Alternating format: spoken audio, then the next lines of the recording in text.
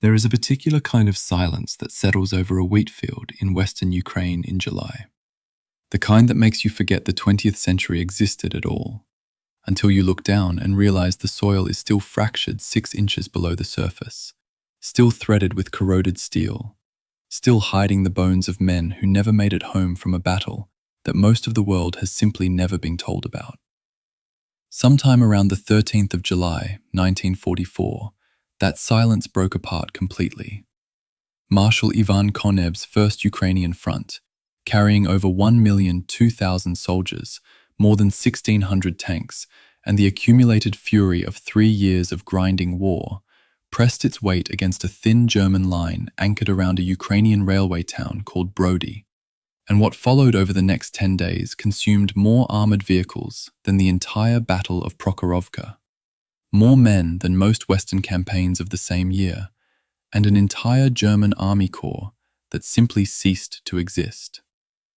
History books assigned to classrooms in London and New York would spend their pages on Normandy, on the hedgerows, on Patton racing across France, while this colossal rupture of the Eastern Front got buried under the sheer volume of events that summer produced. That silence it earned was never really deserved. The world in the summer of 1944 was a machine running at full industrial pressure from 4 directions simultaneously, and Germany was the thing caught at its center. On the 6th of June, Allied divisions had torn open the Normandy coast. By late June, the hedgerow fighting was bleeding both sides dry. On the Eastern Front, Operation Barbarossa had already detonated against Army Group Center on the 22nd of June, destroying roughly 28 of its divisions within weeks and opening a gap in the German line that consumed reserves Hitler had been hoarding for months. Then, almost before the dust of Bagration could settle, Konev moved. Army Group North Ukraine, commanded by Generaloberst Josef Harp, after Field Marshal Walter Model was urgently pulled westward to stabilize the Normandy situation, held a defensive line stretching from the Pripyat marshes south toward the Romanian border. It was a long line. It was a thin line. And directly in its center, defending roughly 60 miles of flat, tank-friendly terrain east of the city of Lvov, sat General Arthur Hauf's 13th Army Corps. 4 infantry divisions, and 1 untested SS formation, with no meaningful armoured reserve, and every artillery battery already firing at ration shell counts. What Hauf's corps had directly opposite it was a force so disproportionate it reads, even now, like a misprint in a ledger. Konev had assembled 3 tank armies, the 1st Guards, the 3rd Guards, and the 4th, 2 cavalry mechanized groups, and 7 infantry armies. His First Ukrainian Front fielded more than 1,600 tanks and self-propelled guns against a German line where the 4th Panzer Army, holding to Hauf's north, could report only 20 serviceable tanks on the 18th of July. 20. I keep returning to that figure whenever I work through the operational records of this campaign, because it crystallizes something about the Eastern Front in 1944 that no number of maps or orders of battle can fully communicate.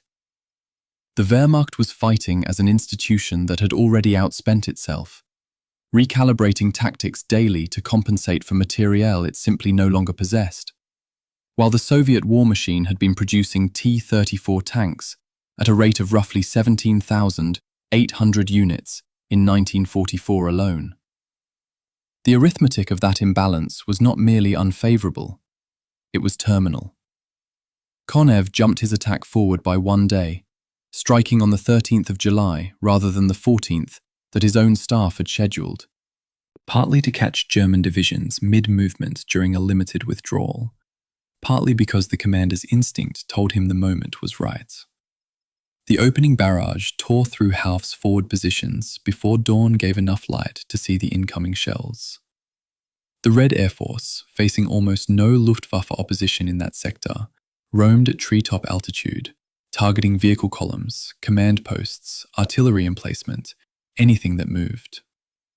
A young Ukrainian officer serving in one of the German formations inside the pocket would later describe that first afternoon as the air being full of the thunder of tank guns and the noise of engines, watching houses in the village of Yaseniev catch fire, while Soviet armor consolidated on three sides, and realizing, with the cold clarity that combat produces, that not a single German aircraft or tank had appeared to answer it. Within 2 days, the armored pincers of Konev's tank armies had curved around Hauf's corps from north and south and met on the bank of the Bug River, approximately 30 miles west of Lvov, sealing the pocket shut. Inside that pocket sat roughly 35,000 German and Allied soldiers, compressed into shrinking ground around the town of Brody, their supply lines severed, their communications fractured, and their fuel stocks bleeding down toward zero. Among them was the 14th SS Freiwilligen Division Galician, a formation built from Ukrainian volunteers from the Galician region, between 70,000 and 100,000 of whom had initially stepped forward to fill its ranks, with roughly 11,000 men eventually deployed into the pocket as the division's combat strength. The Galician was, by the strictest military measure, not ready. Its enlisted men were enthusiastic but undertrained. Its German cadre officers were described even by their contemporaries as substandard. And its commander, SS Brigadeführer Fritz Freitag, had only assumed command that April. Major Wolf Dietrich Heiker, the division's chief of staff, had taken one look at the terrain around Brody in late June and understood immediately that the sector was a pocket waiting to be formed. He recorded his concern. Nobody above him acted on it. The division was committed anyway, arriving by train from its training grounds in Silesia to occupy secondary positions 8 miles west of Brody, digging fresh trenches and sandbagging gun pits with the understanding, held by almost everyone involved, that time was the one resource they had least of. The breakout attempt came on the 21st of July. Hauf assembled his assault force, roughly 30,000 men by that point, compressed and battered, and ordered columns to form up along roads and tracks that were little more than mud paths through swamp and dense forest. Vehicles aligned bumper to bumper because the terrain offered nothing wider.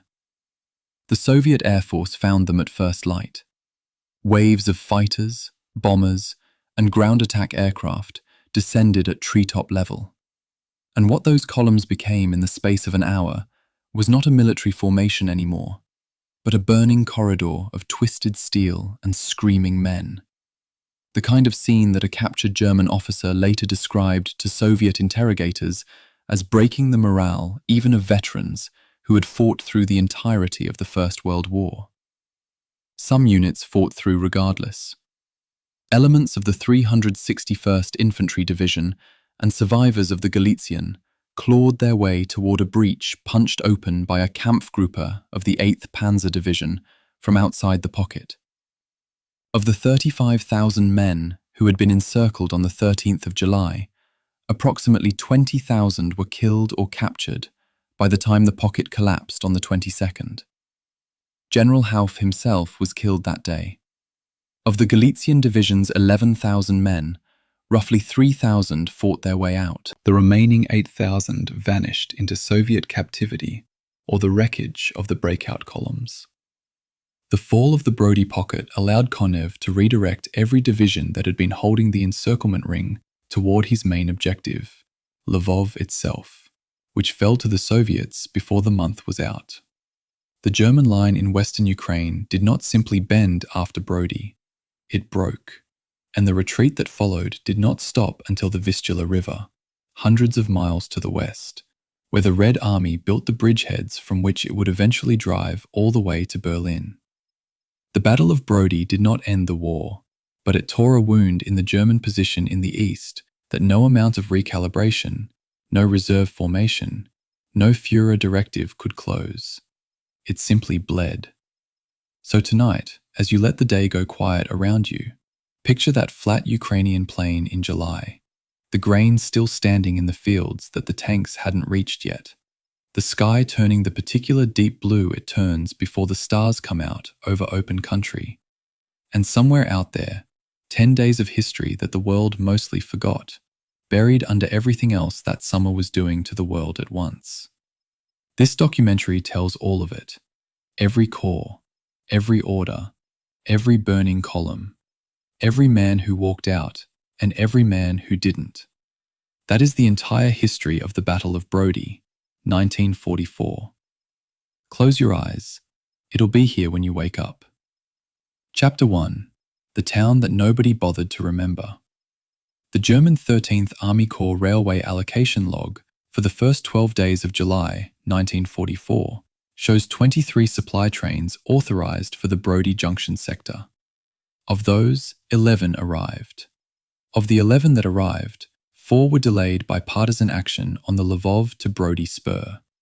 The remaining 7 delivered an aggregate of 1,847 metric tons of materiel to a corps that needed, per its own supply officer's formal request of June 28th, a minimum of 3,200 metric tons to maintain defensive operations for 14 days. That 1,353-ton shortfall is not a background detail. It is the arithmetic of what followed. I've spent more time than I should admit staring at quartermaster ledgers from the Eastern Front. And what strikes me about the Brody allocation log isn't the numbers that appear. It's the categories that don't. There's no column marked insufficient. There's no annotation saying this will not be enough. The numbers are simply entered, receipts filed, columns totaled. The bureaucracy of catastrophe is always clean. What the ledger reveals, without ever stating it directly, is that Brody mattered to the German war effort, not because of any symbolic significance or defensible terrain feature, but because it was the convergence point of 4 rail lines in a region where rail was the only logistical infrastructure capable of moving armor at scale. The town's importance was a number in a column, the calculus of which corps could be fed and which could not. Brody itself was unremarkable. A market town in eastern Galicia, it had changed hands so many times in the previous 30 years that its street signs existed in 3 languages, depending on which occupying power had most recently bothered to replace them. Under the Austro-Hungarian Empire, it had been a minor administrative centre. Under Polish rule between the wars, it remained a backwater.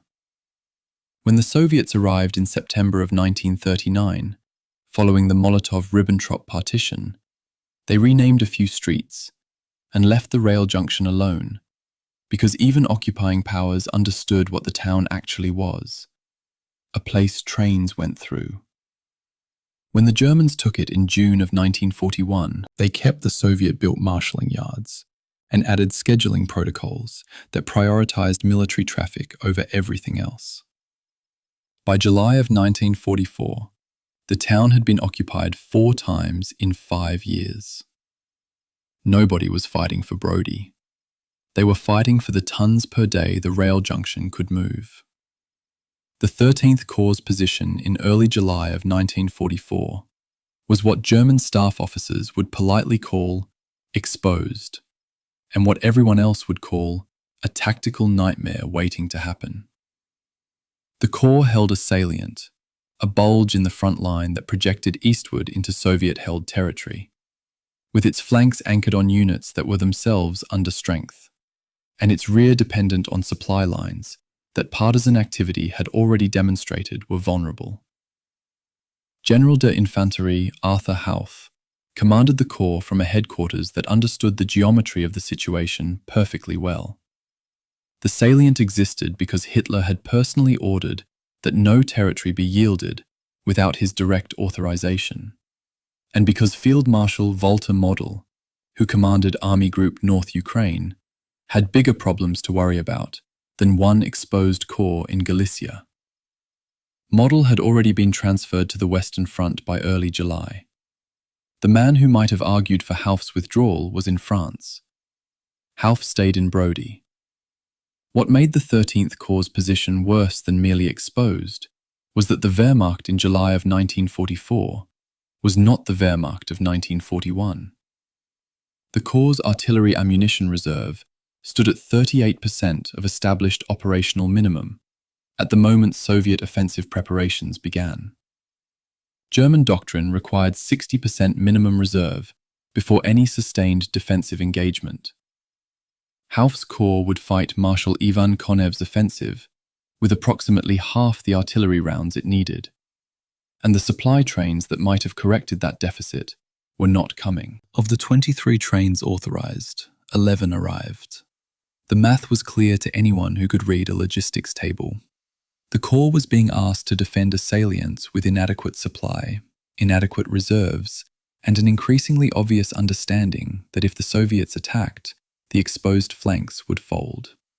The Soviet First Ukrainian Front, which would conduct the offensive that destroyed Hauff's corps, had been preparing since early May.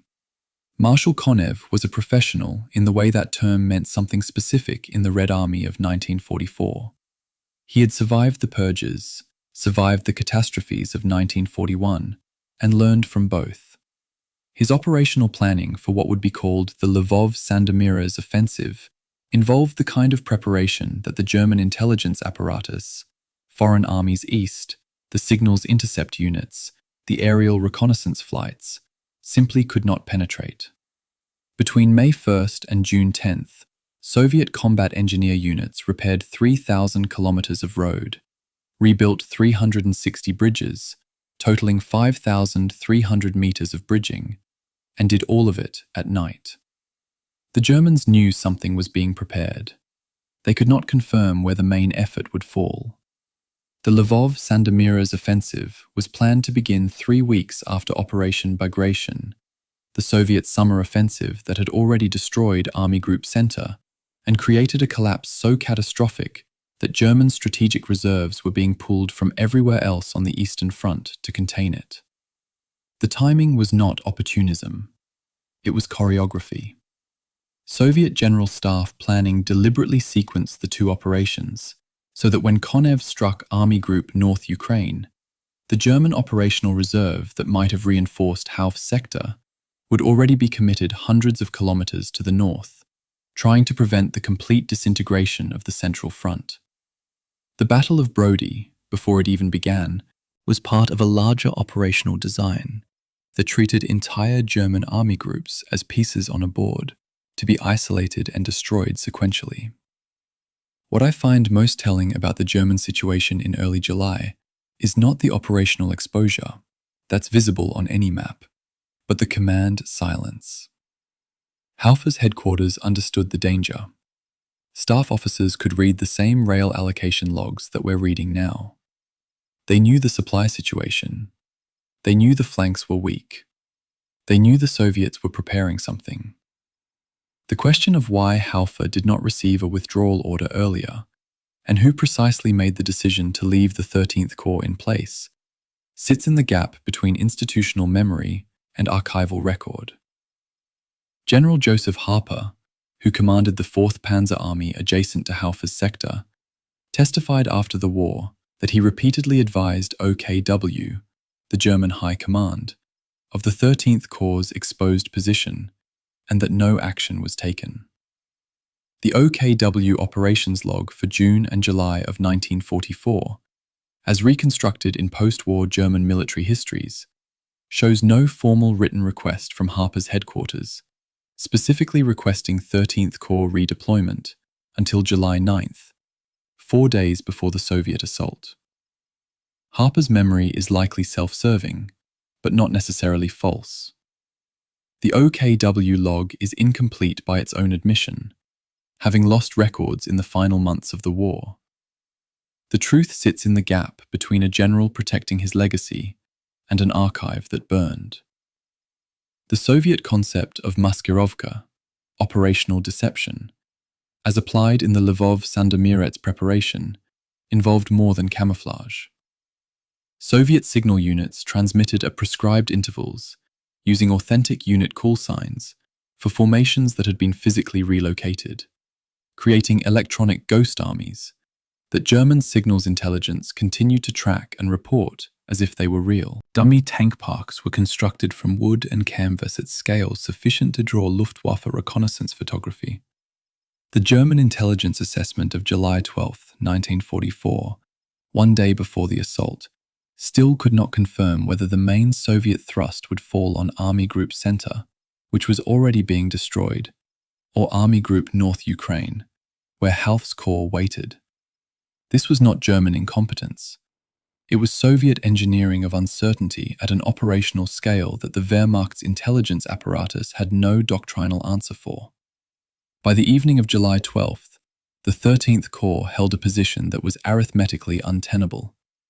38% artillery ammunition, 11 supply trains out of 23, flanks anchored on understrength divisions, a rail junction behind them that could move materiel, but only if the materiel arrived, which it wasn't. And in the forests and fields to the east, Konev's First Ukrainian Front, 13,825 artillery pieces, massed along a 440-kilometer front, but concentrated so that breakthrough zones contained densities of 200 to 250 guns per kilometer, was completing its final preparations. The Soviet offensive would begin the next morning. Hauf's corps did not yet know this. The rail allocation log for July 13th had already been filed. It showed no additional trains scheduled. The arithmetic had already spoken. Chapter 2. 70,000 men who said yes. The SS recruiting office in Lviv received 70,000 formal applications in the first month of the 14th Division's recruitment drive, April of 1943. The Ukrainian Central Committee, which had negotiated with SS Brigadeführer Otto Wächter for the formation, had estimated perhaps 20,000 applicants. The actual number, 3.5 times the estimate, was itself a document of something. What that something was is precisely what this chapter argues about, and what 70 years of historiography has not resolved. The formation of the 14th Waffen-Grenadier Division of the SS, later known as the Galicia Division, represents one of the largest single acts of voluntary military enlistment in Ukrainian history. It is also one of the most morally contested, and that contestation has never been settled, because the evidence supports multiple, mutually incompatible conclusions. On April 28, 1943, Wächter announced the division's formation at a public gathering in Lviv. Ukrainian nationalist leaders present at the announcement immediately attempted to negotiate conditions: that the division would not be used against Western Allied forces, that it would serve only on the Eastern Front against the Soviets, and that it would wear the Ukrainian Trident insignia alongside SS runes. Wächter agreed to the Trident. The other conditions were not formalized in any document that survives. What was formalized was the recruitment mechanism, and within 30 days, the SS had 70,000 applications for a division whose authorized strength was roughly 15,000 men. I keep returning to that ratio, 70,000 applicants for 15,000 positions, because it resists easy categorization. The standard narratives do not fit. If this were purely opportunism, if these were men volunteering because they had no other option, or because German occupation policy had closed every other avenue, you would not expect 3.5 times the required number. If this were purely nationalist fervor, if these were committed Ukrainian independence fighters who saw the SS as a vehicle for national liberation, you would expect documentation of that political consciousness in the recruitment records or in post-war testimony, and that documentation is sparse and contested. What the 70,000 applications actually represent is something the archive has not successfully explained. A choice made by men whose motivations we can partially reconstruct, but cannot fully know, in a context where the available options were all morally and politically compromised. The context was this: Soviet occupation of Eastern Galicia from September 1939 to June 1941 involved mass arrests, deportations to the Gulag, and the systematic dismantling of Ukrainian cultural and religious institutions.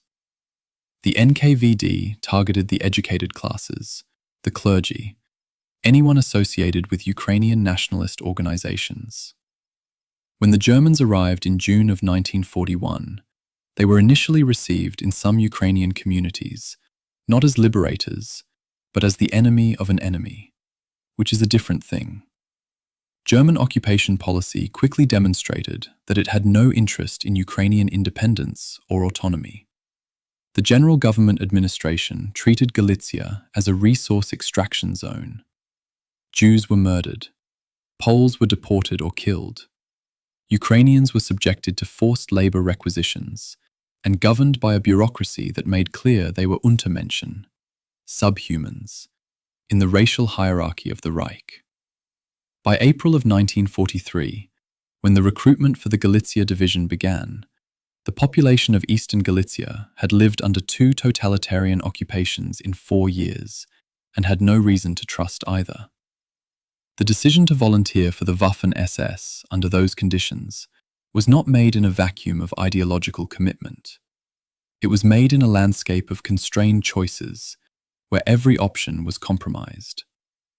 A Ukrainian man in Galicia in April 1943 could remain a civilian and face German forced labor requisitions. He could join the Ukrainian Auxiliary Police, which had already participated in anti-partisan operations and atrocities against Jewish and Polish civilians. He could attempt to join the Ukrainian Insurgent Army, the UPA, which was fighting both the Germans and the Soviets, and whose operational capacity in early 1943 was still limited. Or he could volunteer for the Galicia Division, which promised training, equipment, and the possibility of fighting exclusively against the Soviets on the Eastern Front. None of these options were clean. The 70,000 men who applied chose the SS. The question of what that choice meant cannot be answered with a single moral framework, and anyone who tells you otherwise is not looking at the full archive. The SS racial classification system that allowed Ukrainian volunteers into a Waffen-SS division was itself a bureaucratic contradiction. The Waffen-SS required applicants to pass racial screening, the Rassegutachten, but German racial ideology simultaneously classified Slavic peoples, including Ukrainians, as Untermenschen. Heinrich Himmler resolved this contradiction not by revising the ideology, but by administratively reclassifying Galician Ukrainians as racially distinct from Soviet Ukrainians, invoking their centuries of residence in the former Austro-Hungarian Empire. The mechanism was a formal reclassification memorandum issued by the SS Main Office in late 1942. What this meant in practice was that the same bureaucratic apparatus constructed to exclude could also, when politically expedient, include. The ideology's public presentation never acknowledged this flexibility. The administrative reality was entirely flexible. The 70,000 Ukrainian applicants were processed through a racial screening system that had decided, for operational reasons, that they were acceptable. The division's training at Neuhammer in Silesia, beginning in summer of 1943, immediately produced friction between the German officer cadre and the Ukrainian enlisted men. The German officers assigned to the division were, per multiple after-action assessments, soldiers their parent units considered expendable, men with disciplinary problems, limited combat experience, or poor performance records. Ukrainian soldiers continued attending Greek Catholic Mass in organized groups, despite Wehrmacht regulations discouraging religious observance. German NCOs filed formal complaints. Division Command quietly shelved the complaints. The cultural and religious gulf between the German command structure and the Ukrainian rank and file was never resolved. It was managed through a combination of institutional inertia and mutual recognition that the division existed for reasons larger than either group's comfort. By April of 1944, when SS Brigadeführer Fritz Freitag took command, the division had completed less than 60% of its planned training cycle. It was not ready. It was sent east anyway. The Deschênes Commission of Inquiry on War Criminals, conducted in Canada in 1986 to examine whether Galicia Division veterans who had emigrated after the war should face prosecution, found no evidence that the division, as a formed military unit, participated in war crimes against civilians. That finding is legally precise and historically incomplete. What the Commission examined was the division's conduct as a military formation after April of 1943.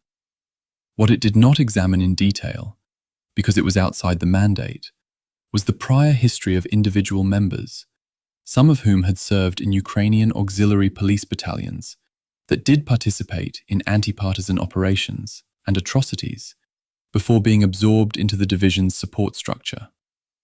The gap between these two facts is where the moral weight lives. The division, as an institution, did not commit atrocities. Some individuals who later joined the division had participated in atrocities before they joined. Both statements are true. Neither cancels the other out. By late June of 1944, when trains began moving the division east from Silesia toward the Brody sector, the Galicia division consisted of approximately 11 to 12,000 men, roughly 75% of its authorized strength, commanded by a German officer many of his subordinates disliked, staffed by Ukrainian officers who were former Austro-Hungarian army veterans in their late 40s and 50s, and composed of enlisted men who had volunteered for reasons the archive has preserved only partially. Major Wolf Dietrich Heiker, the division's German chief of staff, examined the map of the front upon arrival and understood immediately, per his own post-war memoir, that the 13th Corps sector was a plum waiting to be picked. He did not record that he raised this concern with anyone. The division went to its assigned positions 8 miles west of Brody and began digging. What followed in the next 10 days would reduce the division from 12,000 men to roughly 3,000 survivors. The 70,000 who had applied in April of 1943, the number that started all of this, were about to discover what their choice actually cost. Chapter 3. The Marshal Who Jumped the Gun. The Soviet Second Air Army's operational log for July 13, 1944, records that the first ground attack sorties did not launch until midday, approximately 6 hours after the artillery preparation began. The reason is stated plainly in the same log. Coordination with ground forces not completed at time of H-hour advance. 6 hours of Soviet ground attack aircraft sitting on airfields while infantrymen advanced without air support is not a footnote. It is evidence of what improvisation costs, even successful improvisation. Marshal Ivan Konev's decision to advance the Lvov-Sandomierz Offensive by 1 day, from July 14th to July 13th, 1944, was simultaneously a tactical masterstroke and an administrative improvisation that nearly cost him the very coordination advantage his months of preparation had been designed to create. The field telephone log from 1st Ukrainian Front Command Communications shows that Konev's order to begin the offensive early was communicated through the telephone and telegraph system rather than formal written order, and the time between Konev's decision and the artillery preparation beginning was less than 4 hours. What should have been a 12-hour coordination process, alerting subordinate army commanders, confirming artillery registration, synchronizing air support, repositioning assault units, was compressed into the time it takes to eat breakfast and drive to a forward observation post. The Soviet 60th Army's artillery commander was responsible for coordinating the fire of 1,841 guns and mortars across a breakthrough zone, and he received Konev's order to begin 22 hours before his own preparation schedule required. The general summary says Konev attacked. This is what it meant to translate that sentence into 1,841 simultaneous calculations. On July 12th, Konev observed that German forces in the 4th Panzer Army sector appeared to be withdrawing to secondary positions. the very movement Field Marshal Model had authorized before his transfer to the Western Front. Per Konev's own memoir, published in 1969 under the title Year of Victory, he concluded that waiting until July 14th would allow the Germans to settle into prepared positions. He issued the order to advance. H-hour. The order went out by telephone. Army commanders received it with varying degrees of readiness. General Nikolai Pukhov's 13th Army, attacking on the northern axis toward Brody, had not completed its final pre-assault regrouping when the artillery preparation began. General Pavel Kurochkin's 60th Army, attacking from the southeast, was in better position, but still scrambling to coordinate with armor units that are not yet moved into their jump-off positions. Konev had spent 6 weeks engineering uncertainty for the Germans. He now imposed a 24-hour uncertainty on his own forces. At 0600 hours on July 13th, German forward observers in the 13th Corps sector reported the Soviet artillery preparation to Corps headquarters. The wartime diary of General Hauff's headquarters, reconstructed from surviving fragments, describes the barrage as arriving without the usual extended registration fire that would have given warning. Soviet artillery doctrine had conducted registration fire in such small quantities, spread over such a long period, that German artillery intelligence could not distinguish it from routine ranging. This was deliberate. The Soviets had been zeroing their guns for weeks, one gun at a time, in patterns that looked like normal activity. When the actual preparation began on the morning of July 13th, every gun in the breakthrough zone already knew its target coordinates. There was no giveaway. The first German indication that something unusual was happening was when 1,841 guns spoke simultaneously. The density of Soviet artillery at the point of main effort was, per Konev's memoir, approximately 650 guns per kilometer of front. At that concentration, a German soldier defending a 100-meter frontage was facing the muzzles of 65 Soviet guns simultaneously. The noise alone was a weapon. Soviet artillery preparation doctrine in 1944 was not simply fire everything.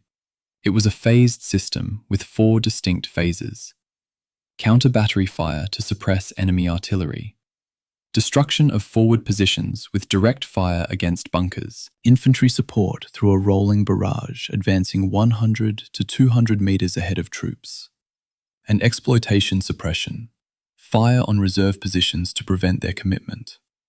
Each phase had prescribed ammunition expenditure rates, timing schedules, and designated targets produced from aerial photography and prisoner interrogation. The 15th Rifle Corps' artillery preparation plan, which survives in Soviet archives, listed 14 separate target categories with individual ammunition allocations. Someone had sat with tables and slide rules and calculated the lethal area per round by weapon type. Someone had produced the number. Then that number became a variable in a much larger calculation. The bureaucracy of artillery preparation is morally indistinguishable from any other logistics planning, until you remember what the product is. By midday on July 13th, General Pukhov's 13th Army had achieved an initial penetration near the town of Gorokhov, fighting through heavy resistance to take the town by evening. The northern penetration was not decisive on its own, but it began the process of forcing German corps commanders to commit their operational reserves, the reserves that would later be unavailable to counterattack the closing pincers around Hauff. In the 4th Panzer Army sector, General Walter Nering observed his right flank beginning to collapse and ordered armoured reserves forward to close the gap. The Red Air Force, finally in the air by midday after the coordination delays, intercepted the column. A post-war German account notes that the relief column's speed of movement was reduced by approximately 65% due to air attack. The column that was supposed to arrive in 2 hours took 6. By the time it reached the threatened sector, Soviet infantry had already consolidated the penetration. Konev's memoir presents the decision to advance the attack as bold opportunism. He saw the opening when German forces began to disengage and seized it. Soviet operational planning documents declassified in the 1990s and analyzed by Russian military historian Alexei Isayev tell a different story. The 4th Tank Army had not completed its movement into attack positions on July 12th, meaning several of Konev's most powerful armored formations were not ready when he ordered the assault. The memoir was written in 1969, when Konev was crafting a legacy for Soviet military history. The operational records were not written with posterity in mind. The records are more reliable on what was true. The memoir is more reliable on what Konev wanted to be true. I've learned to trust the documents that were never meant to be published over the ones that were always meant to be read. The First Ukrainian Front massed 13,825 artillery pieces and mortars along its 440-kilometer front, but concentrated them so that breakthrough zones, totaling only 26 kilometers, contained the densities of 200 to 250 guns per kilometer that Konev's doctrine required. The concentration was possible because Soviet combat engineers had spent May and June repairing 3,000 kilometers of road and 360 bridges. The guns could be moved to the breakthrough sectors because the roads could carry them. The ammunition could be delivered because the bridges could support the trucks. The artillery preparation that began on the morning of July 13th was the physical manifestation of 6 weeks of nighttime engineering labor that the Germans never saw. Konev jumped the gun by 1 day. The engineers had already done the work that made jumping possible. By evening of July 13th, Soviet forces had penetrated the German main line of resistance at multiple points. The 13th Corps' defensive positions had been tested and in several sectors, broken. The 4th Panzer Army's attempt to commit reserves had been disrupted by air attack, and Konev's gamble that he could compress a 12-hour coordination process into 4 hours and still maintain operational tempo had mostly worked, with the exception of the 6-hour air support gap that the infantrymen who advanced without cover paid for. The Soviet operational system in July of 1944 was sophisticated enough to absorb a 24-hour schedule change and still execute a coordinated offensive across a 440-kilometer front. That sophistication had been purchased with the catastrophes of 1941 and the learning curve of 3 years of continuous combat. Konev jumped the gun because he could afford to. The Red Army of 1941 could not have done what he did on July 13th, 1944. The artillery would have fired, the infantry would have advanced, the coordination would have collapsed. 3 years of institutional learning separated the two armies. July 13th was the day that learning showed itself. Chapter 4. The Map That Heike Read. According to Major Wolf Dietrich Heike's memoir, when he arrived at General Hauffer's headquarters and presented the Galicia Division's orders, Hauffer said he had never heard of the division and that his headquarters had not been informed it was being assigned to his command. Heike's account notes this without editorial comment. The absence of comment is the comment. Heike's memoir, The Ukrainian Division Galicia, 1943-45, a memoir, first published in Ukrainian in 1970 and in English in 1988, functions as a form of extended private correspondence with the historical record. Heike was the division's German chief of staff, which made him simultaneously an insider and an outsider in every room he occupied. He was a German officer in an SS formation composed primarily of Ukrainian enlisted men. He was a staff officer in a combat division, responsible for translating tactical directives into executable orders, but never responsible for issuing the directives themselves. He saw institutional failure clearly and was powerless to change it. What he recorded in his memoir is the view from that position, professional, precise, and quietly damning in ways that official reports could never be. When Heike's train arrived in the Brody sector in late June of 1944, he examined the terrain map and concluded immediately that the 13th Corps position was a plum waiting to be picked. His own phrase, recorded in his memoir decades later, he does not record that he raised this concern with anyone. The memoir continues. The tactical geometry was obvious to anyone trained to read it. The 13th Corps held a salient projecting eastward into Soviet-held territory, with its flanks anchored on understrength divisions and its rear dependent on a single rail junction at Brody. The map showed what the situation was. Heike did not need intelligence estimates or prisoner interrogations to understand that the position was untenable. He needed a map and the professional training to read it. He read it. He said nothing that changed the situation. The silence of competent professionals who understand what is coming and have no authority to prevent it is a category of historical experience that official documents do not capture. Heike's memoir captures it by recording what he observed and then moving to the next paragraph, without explaining why observation did not produce action. The Galicia Division's assigned defensive line, when it arrived in sector, consisted of what Heike describes as a few trenches and gun pits with no overhead cover, no anti-tank obstacles, no wire, no pre-registered fire plans. The division went to work immediately, but Heike records that it would take time to make the line defensible, time that the Galician did not have. After recording that he set the men to work digging immediately, he notes, simply, that it would take time.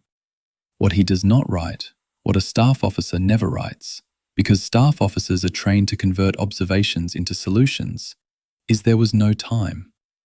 The gap between those two sentences is the entire story. When the Soviet attack began on July 13th, both Freitag and Heike were at the 454th Security Division's headquarters, not at their own division command post. Heike records that they were unable to return until mid-morning of July 14th. During those hours, the division operated without either its commander or its chief of staff, responding to orders relayed through junior staff officers who had never commanded in combat.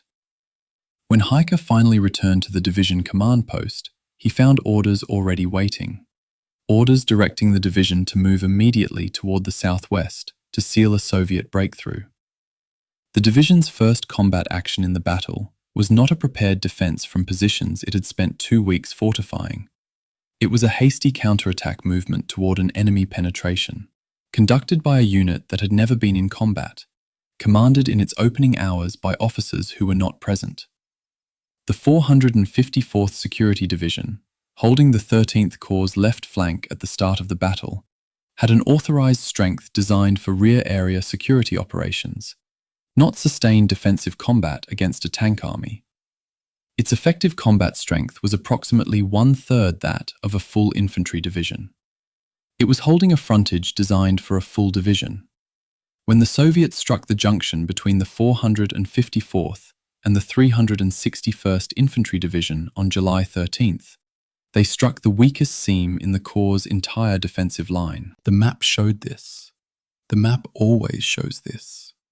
The operational question is whether anyone with the authority to act on what the map shows is looking at it. In late June of 1944, Heike was looking. Haufer was looking. Model had already been transferred to France. Hitler, who retained personal authority over any withdrawal from fortified positions, was at the Wolf's Lair in East Prussia, concerned with the collapse of Army Group Center and the implications of the Allied landings in Normandy. The map of the Brody sector showed what was about to happen. Nobody with the authority to prevent it was paying attention. The Galicia Division's assigned secondary line was approximately 8 miles behind the 13th Corps' main defensive line. Per Soviet operational planning documents, the encirclement of the 13th Corps was designed to close west of the main line, meaning the Galicia Division's positions were not in the safety zone. They were inside the planned encirclement perimeter. The division was deployed, whether anyone realized it or not, inside the intended pocket. When Heike examined the map in late June, he would have seen this if he understood Soviet operational doctrine, which by 1944 had become predictable in its general pattern. Breakthrough with massed infantry and artillery, exploitation with tank armies committed through the breach, encirclement by converging armoured pincers closing in the enemy rear. The template was visible in every major Soviet offensive since Stalingrad. The map of the Brody sector fit the template. The Galicia Division's positions were where the pincers would close. On July 14th, the division's lead regiment encountered Soviet armour, and using satchel charges and bundled grenades, no anti-tank guns are mentioned in Heike's account, destroyed several tanks. Heike records this with evident pride. The same afternoon, the division's 30th Waffen Grenadier Regiment attacked the flank of a Soviet assault unit, made initial progress, and was then driven back with substantial casualties by Soviet air attack. On the first day of real combat, the division's only combat experience was that infantry carried explosives work against tanks if you can get close enough, and aircraft are decisive. Neither lesson would serve it well in what came next. Heike does not editorialize. He records the engagements, notes the casualties as substantial, and moves to the next day's entry. The texture of the memoir is cumulative rather than dramatic. Each day's events are recorded. The catastrophe builds one entry at a time. German defensive doctrine in 1944 prescribed the concept of Hauptkampflinie, main line of resistance, supported by a system of Stützpunkte, strong points connected by communication trenches. The Galicia divisions assigned secondary positions contained none of this infrastructure when they arrived. What they found were hasty fieldworks that had been created by units retreating through the area. The distinction matters technically. A Stützpunkt system is designed for mutual fire support. Each strongpoint can cover the approaches to adjacent strongpoints. Hasty trenches cannot. When Soviet tanks bypassed individual positions, there was no system of coverage, only isolated defenders. Heike knew this. He set the men to digging. He recorded that it would take time. The Soviets attacked before the time was available. The map had already told him this would happen. The map is always right. Chapter 5. Steel Arithmetic. What a tank army actually is. The 3rd Guards Tank Army, one of the 2 Soviet armoured pincers that closed the Brody pocket, contained 454 tanks and self-propelled guns as of July 13, 1944. It also contained, per its order of battle, 11 rifle battalions, 2 engineer battalions, a signals regiment, 3 artillery brigades, an anti-aircraft division, a pontoon bridge regiment, and a field hospital with 400 beds. The tank army was not a collection of tanks. It was a self-sustaining operational entity designed to move deep into enemy territory and keep moving regardless of what it found there. The Soviet tank armies committed at Brody in 1944 were not blunt instruments of mass. They were precision operational tools designed for a specific tactical problem that German defensive doctrine had not yet produced an adequate counter to. The problem was this. Once Soviet infantry and artillery created a breach in the German line, how do you exploit that breach faster than the enemy can reinforce it? And how do you sustain the exploitation deep enough to reach operationally significant objectives before the enemy can establish a new defensive line? The tank army was the answer. It was not designed to create its own breakthrough. It was designed specifically for the 2nd and 3rd phases of Soviet offensive doctrine, commitment through the breach, and development of success into the deep enemy rear. Understanding what a tank army was as a military instrument is foundational for everything that follows, because without that understanding, the encirclement chapters are just large numbers. Soviet tank army doctrine in 1944 distinguished between 3 operational phases, each with its own Russian doctrinal term. Prorыв, breakthrough, conducted by infantry and attached armor. Vodva prorыv, commitment through the breach, conducted by the tank army. And Razvitie Uspecha, Development of success, the deep exploitation. The tank army was designed specifically for the second and third phases. It was not designed to fight its way through prepared defenses. It was designed to move fast through a gap that someone else had made, which required tank army commanders to accept the risk of moving before the gap was fully secure. On July 16th, Konev made the decision to commit the 1st Guards tank army through narrow gaps in the German line, without waiting for the infantry to widen the breach to the prescribed minimum of 6 kilometers. The breach available was approximately 3 to 4 kilometers. Konev committed anyway, citing the speed of the developing situation. This decision was made verbally. It appears in no written order. It was an application of doctrine to an opportunity, and also a gamble that the infantry on either side of the narrow breach would hold while armor poured through. The 1st Guards tank army and the 3rd Guards tank army, committed through different sectors, began their convergent drive on July 16th and 17th. The two armies were moving toward each other with Hauf's corps between them. Per the operational timeline, the pincers closed on the evening of July 17th, when they met on the west bank of the Bug River, approximately 30 miles west of Lvov. The encirclement was complete. Hauf's headquarters, per Heike's memoir, had already begun burning documents in anticipation of what was to come. The window for a breakout, if there had ever been one, was now closing, and the decision of whether to attempt it had not yet been made. The table in the U.S. Army Concepts Analysis Agency's 1989 study that shows tank losses and repairs, 1st Guards Tank Army during the operation, is the most useful document I've encountered for understanding this battle. It shows that the tank army suffered significant losses and continued to advance, because Soviet repair doctrine kept approximately 20 to 30% of damaged vehicles back in action within 48 to 72 hours. The German army had no equivalent forward repair capacity by 1944. A tank destroyed in German service was gone.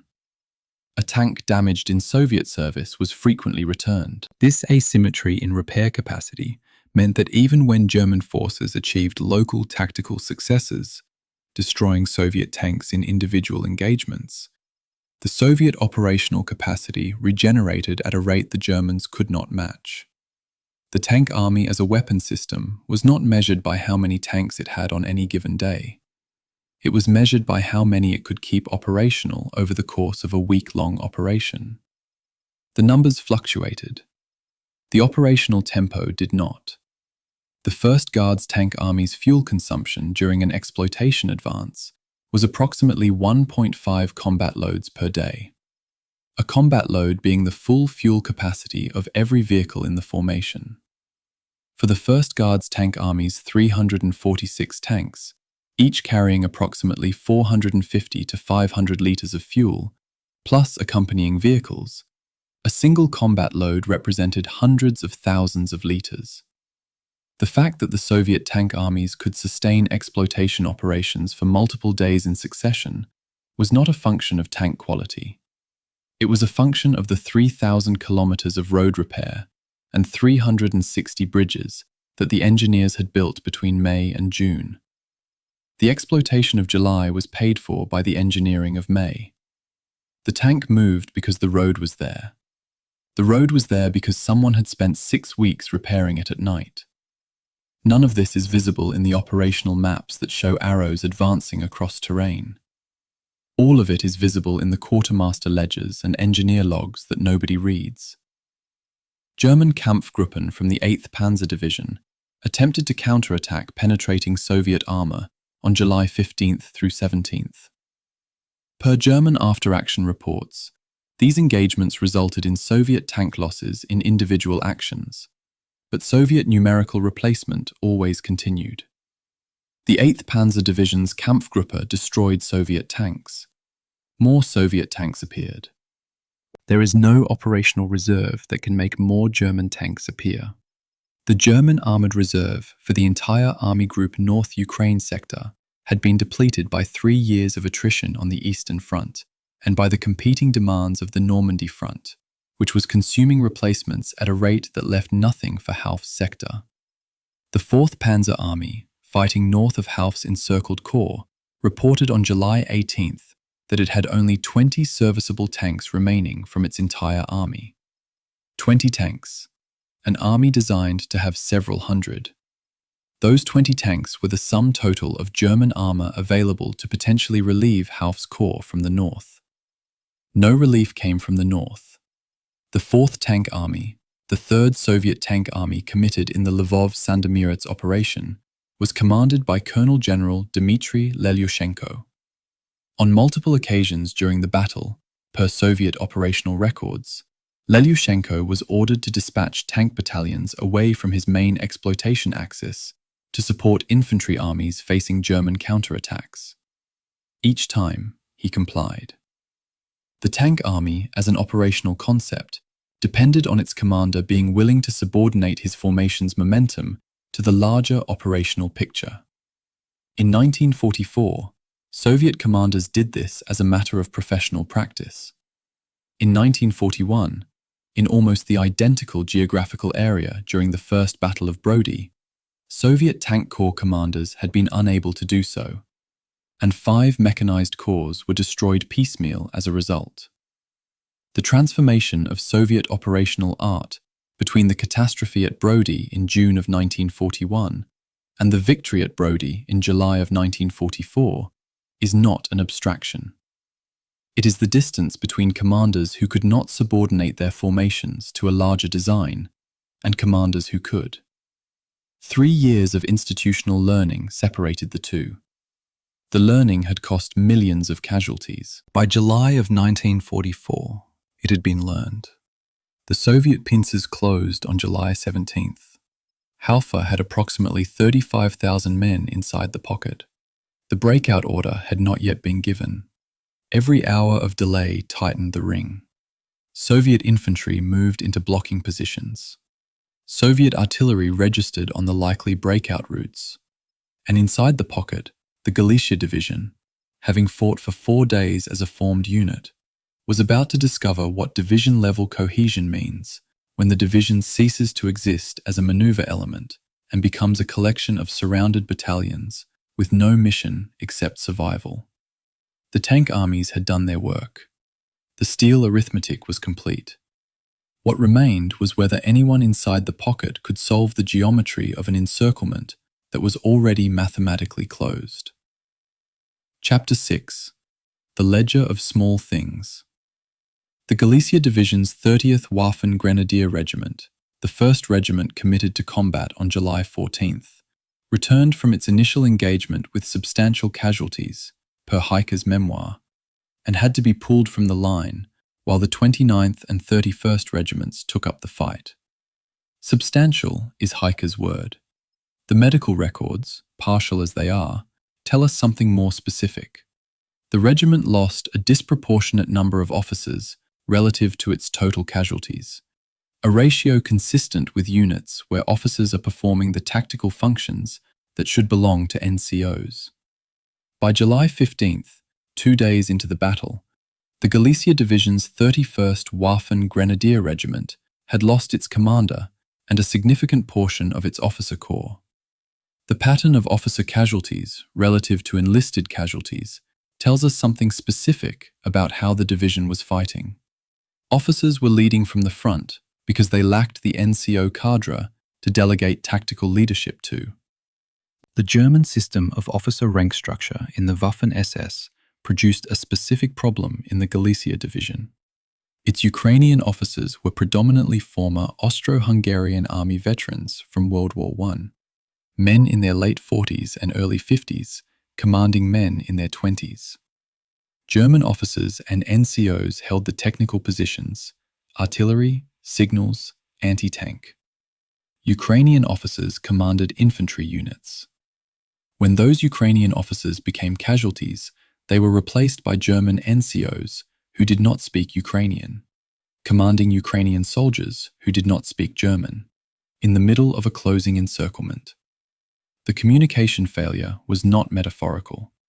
It was literal, measured in the seconds it took to relay an order through a translator while Soviet tanks were moving.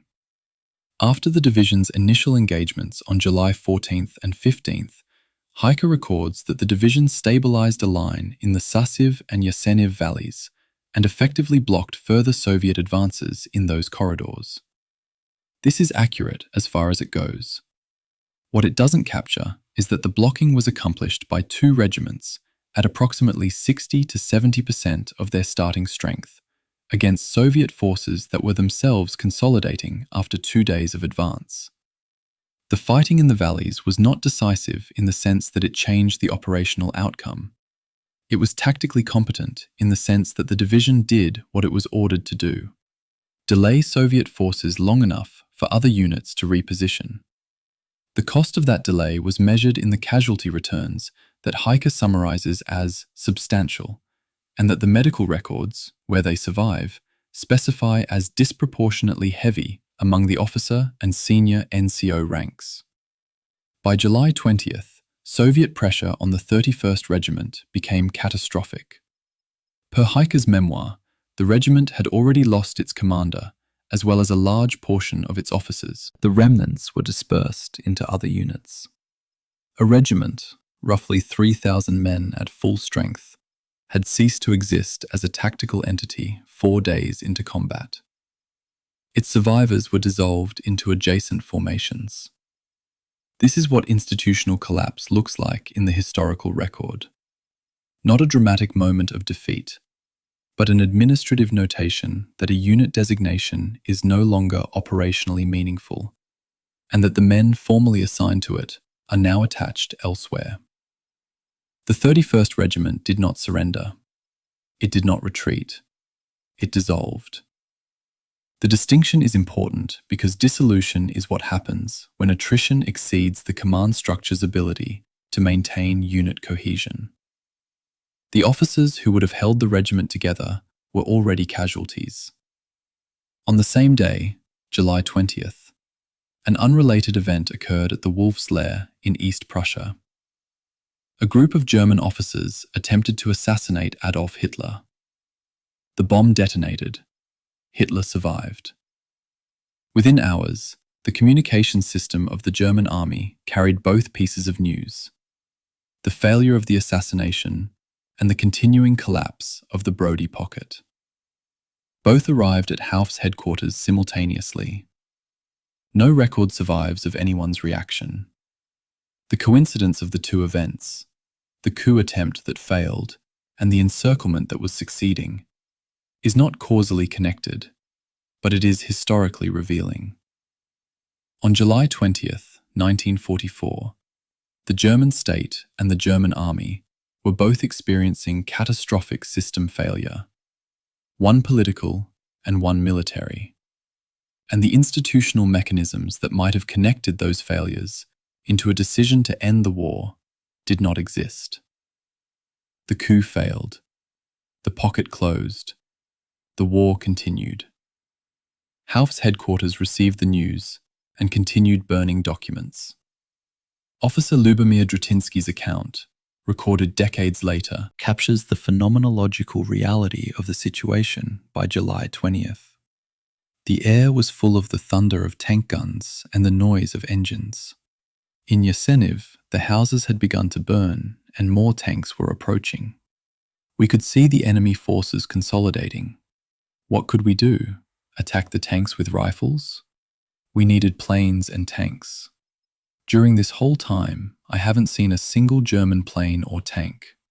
This is not a military analysis. It is a soldier's observation.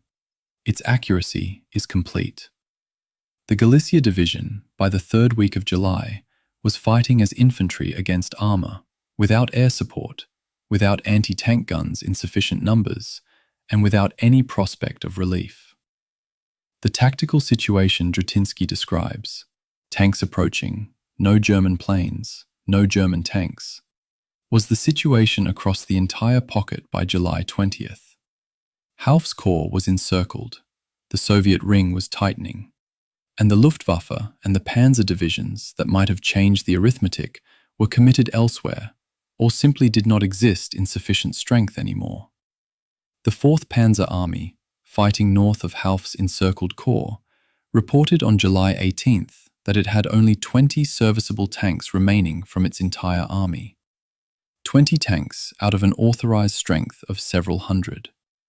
Those 20 tanks were the sum total of German armor available to potentially relieve Hauf's corps from the north. The number is so small that it reads like a clerical error, but it appears in multiple German operational summaries from the period and is consistent with the cumulative attrition the 4th Panzer Army had suffered since the start of Konev's offensive on July 13th. An army reduced to 20 tanks is not an army in any operational sense. It is a headquarters managing the remnants of formations that no longer exist as combat-effective units. The relief force sent to rescue 35,000 men consisted of armor that was itself in need of relief. I keep thinking about the medical officer, not because the record is dramatic, it isn't, but because his operational problem was uniquely contained and uniquely impossible. He knew on July 17th, when the pincers closed, that no evacuation was possible. He continued triaging. He made decisions about who was treatable and who wasn't. He maintained records. The records are what allow us to know what we know. The medical officer's name does not appear in Heike's memoir. He is a functional role in the division's organizational chart, responsible for the wounded, operating under conditions where the definition of treatable had to be recalibrated daily as the supply situation deteriorated and the possibility of evacuation disappeared. His ledger, if it survived and portions of it did, is a document of small decisions under impossible constraints. This man decided. This man waited. This man was given morphine. The bureaucracy of medicine inside a closing pocket is its own kind of steadiness. A professional competence applied to a situation that professional competence cannot solve. By July 21st, the Galicia Division's effective strength had been reduced from approximately 12,000 men to something closer to 7,000 or 8,000, still capable of organized resistance. The exact number is uncertain, because unit strength returns from inside the pocket are fragmentary. But the pattern is clear in Heike's memoir and in survivor accounts. Regiments reduced to battalion strength, battalions reduced to company strength, companies commanded by NCOs because the officers were dead. The division still existed as an administrative entity. It no longer existed as a division in the tactical sense. What remained were groups of soldiers, some organized, some not, waiting for an order that would tell them what to do next. The order, when it came, would be to attempt a breakout. The preparation for that breakout was already underway. The cost of the attempt was already being calculated in the ledgers of small things. Ammunition remaining, fuel remaining, men remaining. The arithmetic was clear. It was not favorable. Chapter 7. What the interrogation said. A captured German officer, speaking to Soviet interrogators after the collapse of the July 21st breakout attempt, said this: "The Red Air Force did us great harm. They bombed us unceasingly and wouldn't even let us raise our heads. Even the morale of old officers who fought in the 1914-18 war was affected." The Soviet interrogation record quotes this verbatim. It does not need commentary. It is the testimony of a man describing the instrument of his defeat to the people who operated it. The captured officer, probably from one of the motorized columns destroyed on July 21st, was now speaking to a Soviet intelligence officer through an interpreter, 3 days after the battle ended. His perspective is that of a man who has already lost and knows it, whose professional observations about what destroyed his column are credible precisely because he has nothing left to protect. The interrogation transcript, as referenced in Soviet operational histories and partially quoted in the Warfare History Network's account of the battle, contains the most concise and accurate strategic summary of why the 13th Corps was destroyed. Not the Soviet operational plan, not Konev's memoir, but a German prisoner's answer to a direct question. By July 21st, approximately 30,000 men, all that remained of the 13th Corps after 8 days of encirclement, began assembling for the breakout. The terrain offered no roads adequate for a formation of this size. Per hikers' account, vehicles had to be placed bumper to bumper to negotiate the mixed swamp and forest that constituted the only avenue of escape the Soviet ring had not yet completely sealed. The breakout force required daylight to move, because navigating the terrain in darkness with vehicles in column was impossible. Daylight was when the Soviet Air Force operated. The geometry of the problem was clear to anyone who understood it. You cannot move 30,000 men and their vehicles through forested swamp terrain in darkness, and you cannot move them in daylight without being attacked from the air. There was no third option. The breakout attempt was launched at dawn on July 21st. The Red Air Force appeared, per multiple German sources, at daybreak in waves. The Soviet ground attack aircraft operated at treetop level. The columns were stationary, bumper to bumper in terrain that prevented dispersion. Per hikers' account, large sections of the columns were soon nothing more than twisted masses of men and steel. Everywhere, the wounded screamed for help as flames consumed them. Those lucky enough to escape their vehicles soon found themselves being hunted down by strafing Soviet aircraft. This is not editorial dramatization. This is Hiker's language, recorded in his memoir decades after the event, and the language is uncharacteristically blunt for a German staff officer trained to write in the neutral register of operational reporting. When a staff officer abandons that register and writes about men burning in vehicles they could not exit, the breakdown in professional detachment is itself evidence of the event's magnitude. Soviet ground attack doctrine in 1944 employed the Ilyushin Il-2 Sturmovik as its primary close air support weapon. The Il-2 was specifically designed for anti-armor operations, carrying 23mm cannon, unguided rockets, and PTAB anti-tank bomblets, small shaped charge submunitions released in clusters. Each Il-2 could carry approximately 192 PTAB 2.5-1.5 bomblets, each capable of penetrating 70mm of armor. A single pass by a flight of 4 Il-2s released over a column of vehicles represented approximately 768 individual armor-penetrating submunitions falling on a defined area. The column had no room to disperse, and no air defense capable of engaging aircraft operating at treetop level. The technical specifications explain the mechanism. The captured officer's testimony explains the result. They bombed us unceasingly and wouldn't even let us raise our heads. What I find most telling in the captured German officer's testimony is not the part about the aircraft. That is expected. It is the phrase, "Even the morale of old officers who fought in the 1914-18 war was affected."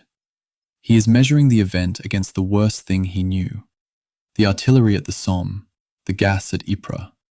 Whatever this man had heard or seen in the previous war, he is saying that what the Soviet Air Force did to those columns exceeded his reference point for the endurable.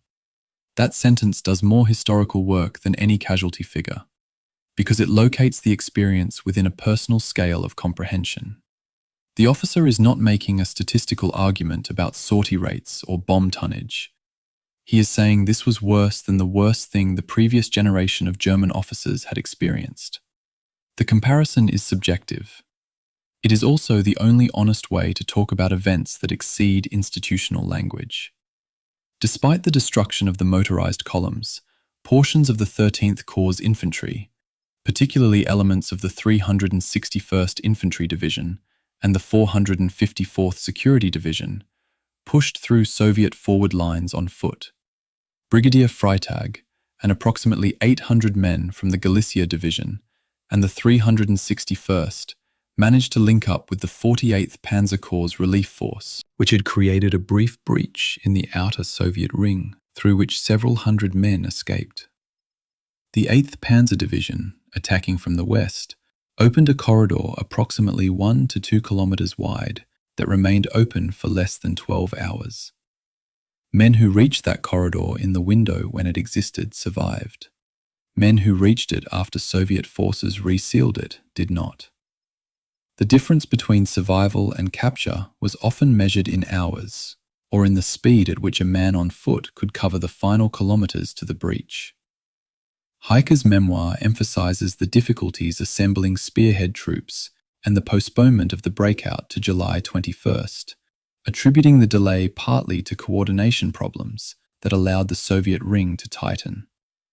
The implication is that an earlier breakout, July 19th or 20th, might have succeeded, or at least might have cost fewer casualties. The German prisoner's interrogation transcript, as quoted in Soviet sources, places primary causation on the Red Air Force and does not mention timing as a factor. Both causes operated simultaneously. A breakout attempted on July 19th would have faced a less complete Soviet ring, but the same air threat. A breakout on July 21st faced a tighter ring and the same air. Hiker's timing argument is defensible, but cannot be proven because the counterfactual, what would have happened if the breakout had been attempted 2 days earlier, is not accessible to historical evidence. The captured officer's air causation argument is documented and immediate. The air was the instrument. The delay may have been a condition. They are not the same claim, and this chapter will not pretend to resolve what the sources themselves have not resolved. By July 22nd, General Hauff was killed. The circumstances are not recorded in surviving documents, only the fact. General Lindemann, commanding the 361st Division, was captured. His division fought on without him. By late evening, Soviet forces sealed the escape routes entirely. Those remaining inside the pocket faced surrender or death in the surrounding swamps and forests. Of the 13th Corps' original strength of approximately 35,000 men at the start of the battle, roughly 20,000 were killed or captured by July 22nd. The Galicia Division, which entered with approximately 11 to 12,000 men, emerged with approximately 3,000. Soviet sources claim 20,000 enemy killed and 17,000 captured from the entire Corps, a sum of 37,000 that exceeds the Corps' starting strength, which is statistically impossible and reflects either double counting, inclusion of personnel from adjacent units, or political pressure on Soviet staff officers to report impressive numbers. The discrepancy between German and Soviet casualty counts is approximately 17,000 human beings, whose fate is not accounted for in either record. The breakout corridor used by the 13th Corps on July 21st and 22nd ran through terrain that Soviet cavalry mechanized groups had already partially crossed. Several thousand German and Ukrainian soldiers managed to escape through gaps in the Soviet encirclement ring that existed not because Soviet forces failed, but because Soviet doctrine deliberately accepted incomplete closure in exchange for speed. Konev's tank armies were not designed to create an airtight ring. They were designed to close fast and let artillery and infantry tighten the seal afterward. The survivors of the Brody pocket escaped through the architectural tolerance of the Soviet operational design, not through its failure.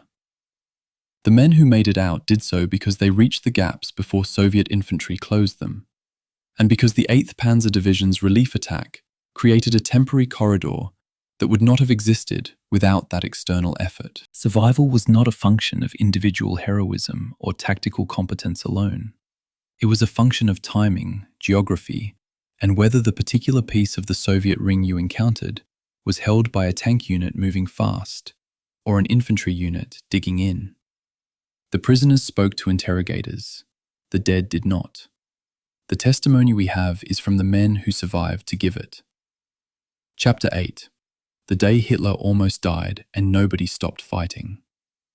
At 12:42 in the afternoon on July 20th, 1944, a bomb exploded inside the Wolf's Lair conference room at Rustenburg, East Prussia. Hitler survived. By that same afternoon, German state radio was broadcasting the news of his survival. Inside the Brody pocket, the 13th Corps signals unit received the broadcast. Hauff's headquarters was simultaneously receiving reports that Soviet forces had increased their attacks against the Galicia Division's sector. Both pieces of information arrived on the same frequencies. Neither changed what was happening on the ground. The coincidence of the July 20th assassination attempt and the climax of the Brody encirclement is not a historical footnote. It is evidence of how thoroughly the German military in the summer of 1944 had fragmented into parallel catastrophes, each large enough to be decisive on its own, occurring simultaneously and without reference to each other. The bomb planted by Colonel Klaus von Stauffenberg detonated beneath the conference table at the Wolf's Lair. 4 people were killed. Hitler survived with injuries to his eardrums and hands. Within hours, he was on the telephone with Mussolini, demonstrating his survival to the Italian dictator, who was himself already effectively a German puppet. Within 6 hours, the coup attempt in Berlin had collapsed, undone by the loyalty of key Wehrmacht officers who refused to follow the conspirators' orders, and by the failure of the plotters to secure the Berlin radio stations and communication centers. Within 12 hours, mass arrests of conspirators had begun. The coup failed in part because the communications network through which it was supposed to be executed, specifically the Bendler block signal system in Berlin, remained loyal to Hitler rather than the conspirators. The men who controlled the physical infrastructure of command chose the sitting government over the coup. That choice meant the war would continue. In the Soviet sector of Army Group North Ukraine's front, Konev continued his offensive without interruption. The assassination attempt does not appear in any Soviet operational document as a factor considered in planning or execution. It was not a factor. The Red Army's operational planning had no variable for the survival or death of the German head of state, because Soviet doctrine assumed the German state would continue to function as a military opponent, regardless of who led it. Stalin had survived his own internal purges and external threats. The Soviet command system assumed governments were institutions, not individuals, and planned accordingly. Whether Hitler lived or died on July 20th made no operational difference to the Soviet forces tightening the ring around Brody. The artillery fired at the same rate. The tank armies advanced on the same axes. The encirclement closed on the same timeline. Inside the Brody pocket on July 20th and 21st, Soviet attacks on the Galicia Division's positions were, per Heike's account, especially heavy, hitting the division with artillery and infantry in coordinated assaults designed to collapse the remaining defensive line. The 31st Regiment's remnants were being integrated into adjacent units, because the regiment no longer existed as a tactical entity. Heike does not mention July 20th's events in Berlin in his memoir at this point, which is itself revealing. A staff officer inside an encircled pocket has no cognitive bandwidth to process a failed coup attempt in East Prussia while his division is being destroyed in Galicia. Both things are real. Only one of them is in front of him. The silence in Heike's memoir about the assassination attempt is not an oversight. It is evidence of what mattered and what didn't to a man whose immediate operational reality consisted of Soviet artillery impact zones and casualty reports. No German or Soviet military document from the Brody sector on July 20th, 1944 references the assassination attempt as affecting operational decisions. This absence is operationally significant. Post-war German memoirs and histories of the July 20th conspiracy argue that its failure condemned the German army to continue fighting and thus extended the war by years, a claim that implicitly connects July 20th to every subsequent German battlefield death, including those at Brody. The connection is real but not causal. It is tonal, atmospheric, a coincidence of collapse. The men in the Brody pocket did not die because the bomb failed to kill Hitler. They were already dying before the bomb detonated. The failure of the coup meant the institutional mechanisms that might have ended the war and prevented future deaths did not activate. But for the men inside the pocket on July 20th, that distinction was meaningless. They were encircled. The coup's success or failure could not reach them in time to matter. By July 21st, the morning after the assassination attempt, Haufer gave the order to begin the breakout. Per Heiker's account, approximately 30,000 men began assembling in the pre-dawn darkness. This is the number that matters. 30,000 out of 35,000. 5,000 men were already dead, prisoners, or missing in the week since the Soviet offensive began. The 30,000 who remained were about to attempt to fight their way through a Soviet encirclement ring that had been tightening for 4 days, and that included armor, artillery, and air support that the breakout force did not possess. The order to break out was not a decision made in the expectation of success. It was a decision made because the alternative, waiting inside the pocket until ammunition and food ran out, was not sustainable. Hauff was ordering the attempt because there was no other option, not because the option he was ordering had good prospects. The German 16th and 17th Panzer Divisions, committed from the south to create a corridor for the 13th Corps' breakout, were each operating at approximately 30 to 40% of their authorized tank strength by July 1944. The relief force sent to rescue 35,000 men consisted of armor that was itself critically depleted. This is not a moral judgment. It is a resource accounting. The Wehrmacht in the summer of 1944 was operating a relief operation with instruments that were themselves in need of relief. The disproportion between the scale of the problem, 30,000 men encircled, and the scale of the solution, 2 understrength panzer divisions, was obvious to everyone involved. The attack was launched anyway, because not launching it meant abandoning the 13th Corps without any attempt at relief, which was politically and institutionally unacceptable, even when it was operationally rational. Among the conspirators arrested in the aftermath of July 20th was Field Marshal Erich von Witzleben, who had been designated as the coup's supreme commander of the Wehrmacht if Hitler was killed. Von Witzleben's arrest removed from potential command a senior officer who had previously served on the Eastern Front and who had, in earlier stages of the war, demonstrated both operational competence and a willingness to question strategic decisions. More significantly, the coup's failure meant that within weeks, the German military had lost many of its most operationally experienced conspirators to execution or suicide. Precisely the officers most likely to have pushed for rational operational withdrawals, like the one that might have saved the 13th Corps if ordered in late June or early July. The purge that followed July 20th removed from the German command structure the officers most capable of adapting to the strategic reality of 1944, which was that Germany was losing, and that further resistance would only increase the cumulative casualties without changing the outcome. The German field telephone and radio communication system inside a closing pocket faced a specific technical problem.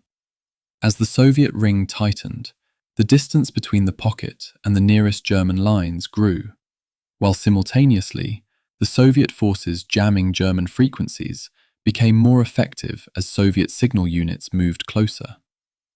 German signals doctrine prescribed wire communications for distances up to 10 kilometers and radio for greater distances. Inside the Brody pocket, the collapsing perimeter meant that units which had been communicating by wire were losing wire continuity as positions were overrun, while radio communications were being degraded by Soviet jamming. By July 21st, unit communications inside the pocket had largely devolved to runner, a man on foot, carrying a written message, across terrain being shelled. The technological failure compounded the tactical failure. Orders took hours to transmit that should have taken minutes. I've never been able to locate a primary source that records what, if anything, was said inside the Brody pocket when news of the assassination attempt came through. No diary entry, no after-action note, no letter. The silence of that record feels significant. Not because soldiers were indifferent, but because, I think, A man who is about to attempt a breakout through a Soviet encirclement does not have the cognitive capacity to process what is happening in East Prussia at the same time. Both things are real. Only one of them is immediate.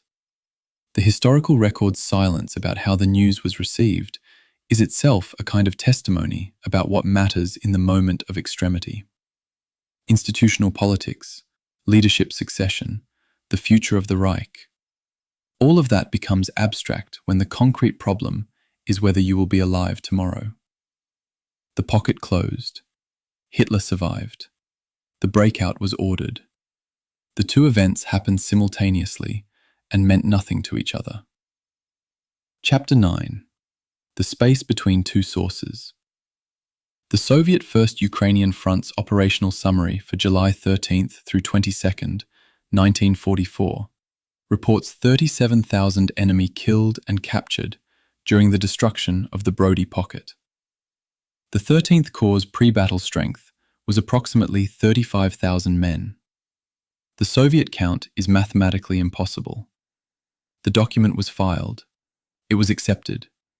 It was published in Soviet military histories. It was not corrected for 50 years. This chapter exists because of that discrepancy, and because the gap between what the two sides recorded about the same battle tells us something more honest than either record alone. The German count, as reconstructed from fragmentary after-action documentation, suggests approximately 20,000 men killed or captured from the 13th Corps. Approximately 15,000 men escaped the pocket, including roughly 3,000 from the Galicia Division, several thousand from the 361st and 454th Divisions, and scattered individuals from other units. The German accounting is internally consistent and matches the pattern of other German casualty reports from the period, which tended toward conservative estimates when records survived. The Soviet count of 20,000 enemy killed and 17,000 captured, totaling 37,000, exceeds the available universe of German soldiers in the pocket by approximately 2,000. Soviet operational practice in 1944 sometimes counted wounded who later died as separate casualties from those killed in action, sometimes counted attached service personnel separately from combat strength, and sometimes inflated figures under political pressure to report success. All three factors may be operating here simultaneously. The archive does not allow us to determine which factor contributed how much to the discrepancy. What the archive allows us to determine is that the discrepancy exists, and that it is not resolvable with the available evidence. Heike's memoir records that Freitag issued the every man for himself order on the evening of July 21st, and then led a group of approximately 800 men to safety. The Ukrainian Research and Documentation Center account, drawing on Ukrainian sources, states that Freitag fled the battlefield, a characterization that implies abandonment rather than leadership. The 800 men who escaped with Freitag did not escape by accident. Someone led them. Someone made tactical decisions about which route to take, when to move, when to stop. Those decisions kept 800 men alive long enough to reach German lines. But the every man for himself order preceding the escape, an order that dissolved the division as a command structure, represents the abandonment of approximately 8,000 men who were not in the group of 800. The distinction between led a breakout and fled is not semantic. It is a question of what Freitag owed to those he left behind. Heike's institutional loyalty to the command structure produces a characterization that the survivor's testimony does not share. A divisional commander who issues an every man for himself order on the evening before a breakout that kills thousands has, in the operative sense, abandoned his command, regardless of whether he personally led 800 men to safety afterward. Heike's memoir states that some units within the Galician, more or less intact, continued to fight the Russians effectively even after the every man for himself order. He records individual acts of resistance, of soldiers joining German formations to continue fighting, of small groups that maintained cohesion through the breakout attempt and reached German lines as organized units rather than as individuals. The Ukrainian collective memory of Brody, as preserved in diaspora accounts and commemorations, emphasizes this. The division as a unit that fought with honor despite impossible odds, that did not collapse into panic, that retained military discipline even in the face of annihilation. This narrative is not fabricated. It is supported by multiple survivor testimonies that describe organized small unit action, officers maintaining command over their men, and tactical decisions made under fire that saved lives. The question is not whether this happened. The question is how to hold this narrative alongside the every man for himself order that officially dissolved the command structure. Soviet operational records do not distinguish Ukrainian SS soldiers from German ones in their prison accounts. Men who surrendered identifying themselves as Ukrainian were categorized according to the political disposition of the Soviet unit that captured them, sometimes as fascist collaborators subject to execution, sometimes as Soviet citizens misled by enemy propaganda, and subject to political re-education and reassignment to Red Army penal units. The two categories meant the difference between execution and survival. Which category applied depended on the political officer of the capturing unit, the availability of NKVD personnel to process prisoners, and the immediate tactical situation. A man captured by a frontline Red Army rifle unit during active combat might be shot immediately. A man captured by an NKVD security unit in the rear area might be interrogated, processed, and sent to a camp. The Soviet system had categories for both outcomes. The individual soldier's fate was determined by which category he was assigned to, and that assignment was often arbitrary from the prisoner's perspective, determined by factors: which unit captured him, what the political officer's orders were, how many prisoners the unit had already taken, that the prisoner could not control or predict. The Soviet Second Air Army flew a total of 48,725 sorties during the entire Lvov-Sandomierz Offensive from July 13th through August 29th. Of these, approximately 30,366 sorties were flown in the first 2 weeks, the period covering the Brody encirclement. This averages to roughly 2,169 sorties per day during the encirclement phase. Against a pocket that, by July 21st, covered an area of perhaps 15 to 20 square kilometers, that represents an air density with no peacetime equivalent and few wartime comparisons outside of specific urban battles like Stalingrad or Berlin. The number of sorties is not an abstraction. It is the number of times a Soviet pilot took off, flew to the target area, attacked, and returned. Each sortie represents a discrete mission. Multiplied across 2 weeks, the cumulative effect was that German forces inside the pocket operated under near-continuous air attack during daylight hours. The captured German officer's testimony, "They bombed us unceasingly," is not hyperbole. It is an accurate phenomenological description of what 2,000 sorties per day feels like from the receiving end. Soviet and German military record-keeping systems in 1944 were structurally different in a way that produces irresolvable discrepancies. German unit strength returns were filed weekly at a specific date and counted only those men present for duty. Soviet strength returns were filed more frequently, but used different categories: boyevoi sostav, combat strength, roughly equivalent to the German present for duty count, and spiskovi sostav, ration strength, which included hospitalized, detached, and temporarily absent personnel.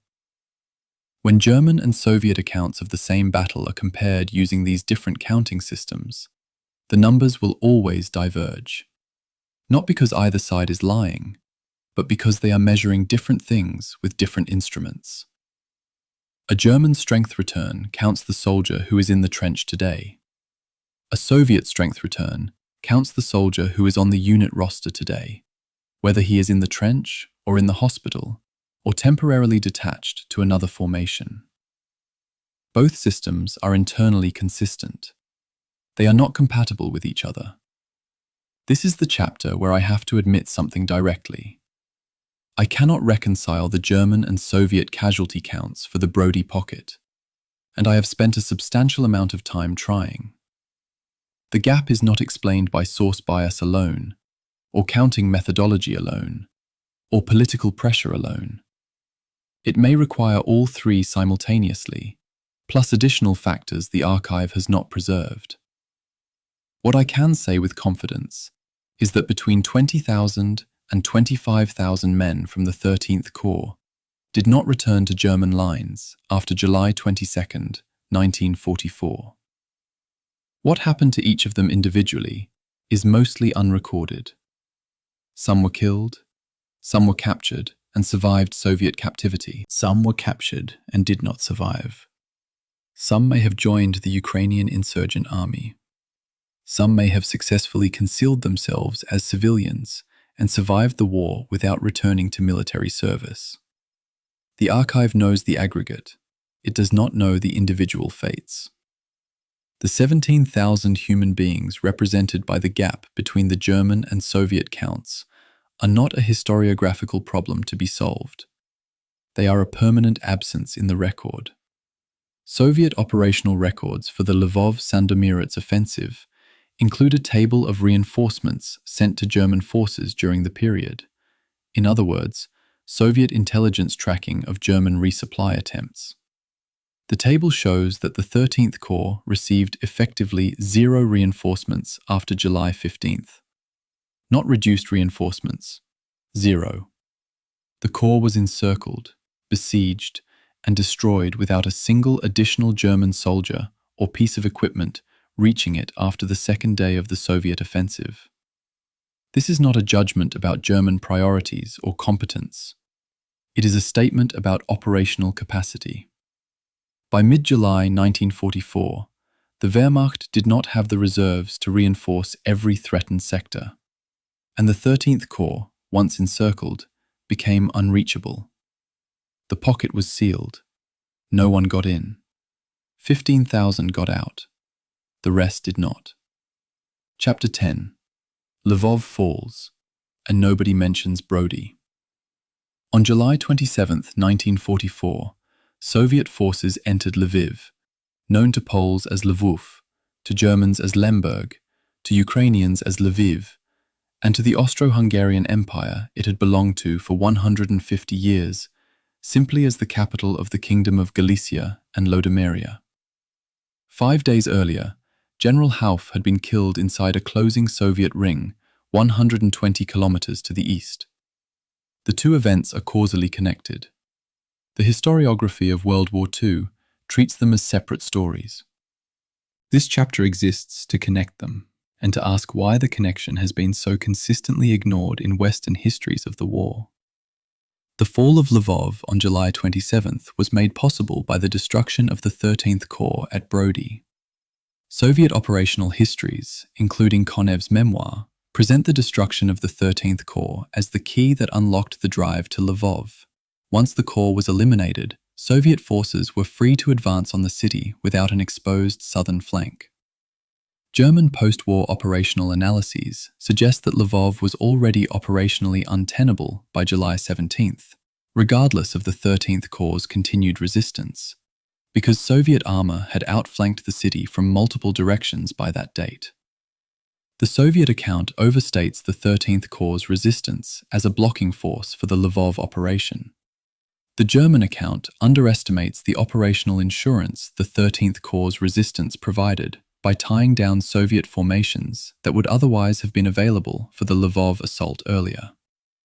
The truth is that Brody was a necessary condition for the pace of Lvov's fall, not for its inevitability. The Germans were going to lose Lvov. The question was when. The 13th Corps' 8-day resistance inside the pocket bought the defenders of Lvov no meaningful additional time, because the Soviet operational plan had already accounted for the Brody encirclement in its timeline. German Fremde Heere Ost, Foreign Armies East, the intelligence organization responsible for monitoring Soviet forces, tracked Soviet armored formations via radio intercept during the opening days of the Lvov-Sandomierz Offensive. Per German intelligence assessments, partially reconstructed in post-war analysis, the actual disposition of the 1st Guards Tank Army was not identified until it was already moving through the breach in the German line. meaning the SIGINT confirmation of the threat came approximately 12 to 18 hours after the threat had already materialized. German intelligence methodology in 1944 relied on three primary collection methods: radio intercept, aerial photographic reconnaissance, and prisoner interrogation. Soviet Maskirovka specifically targeted all three.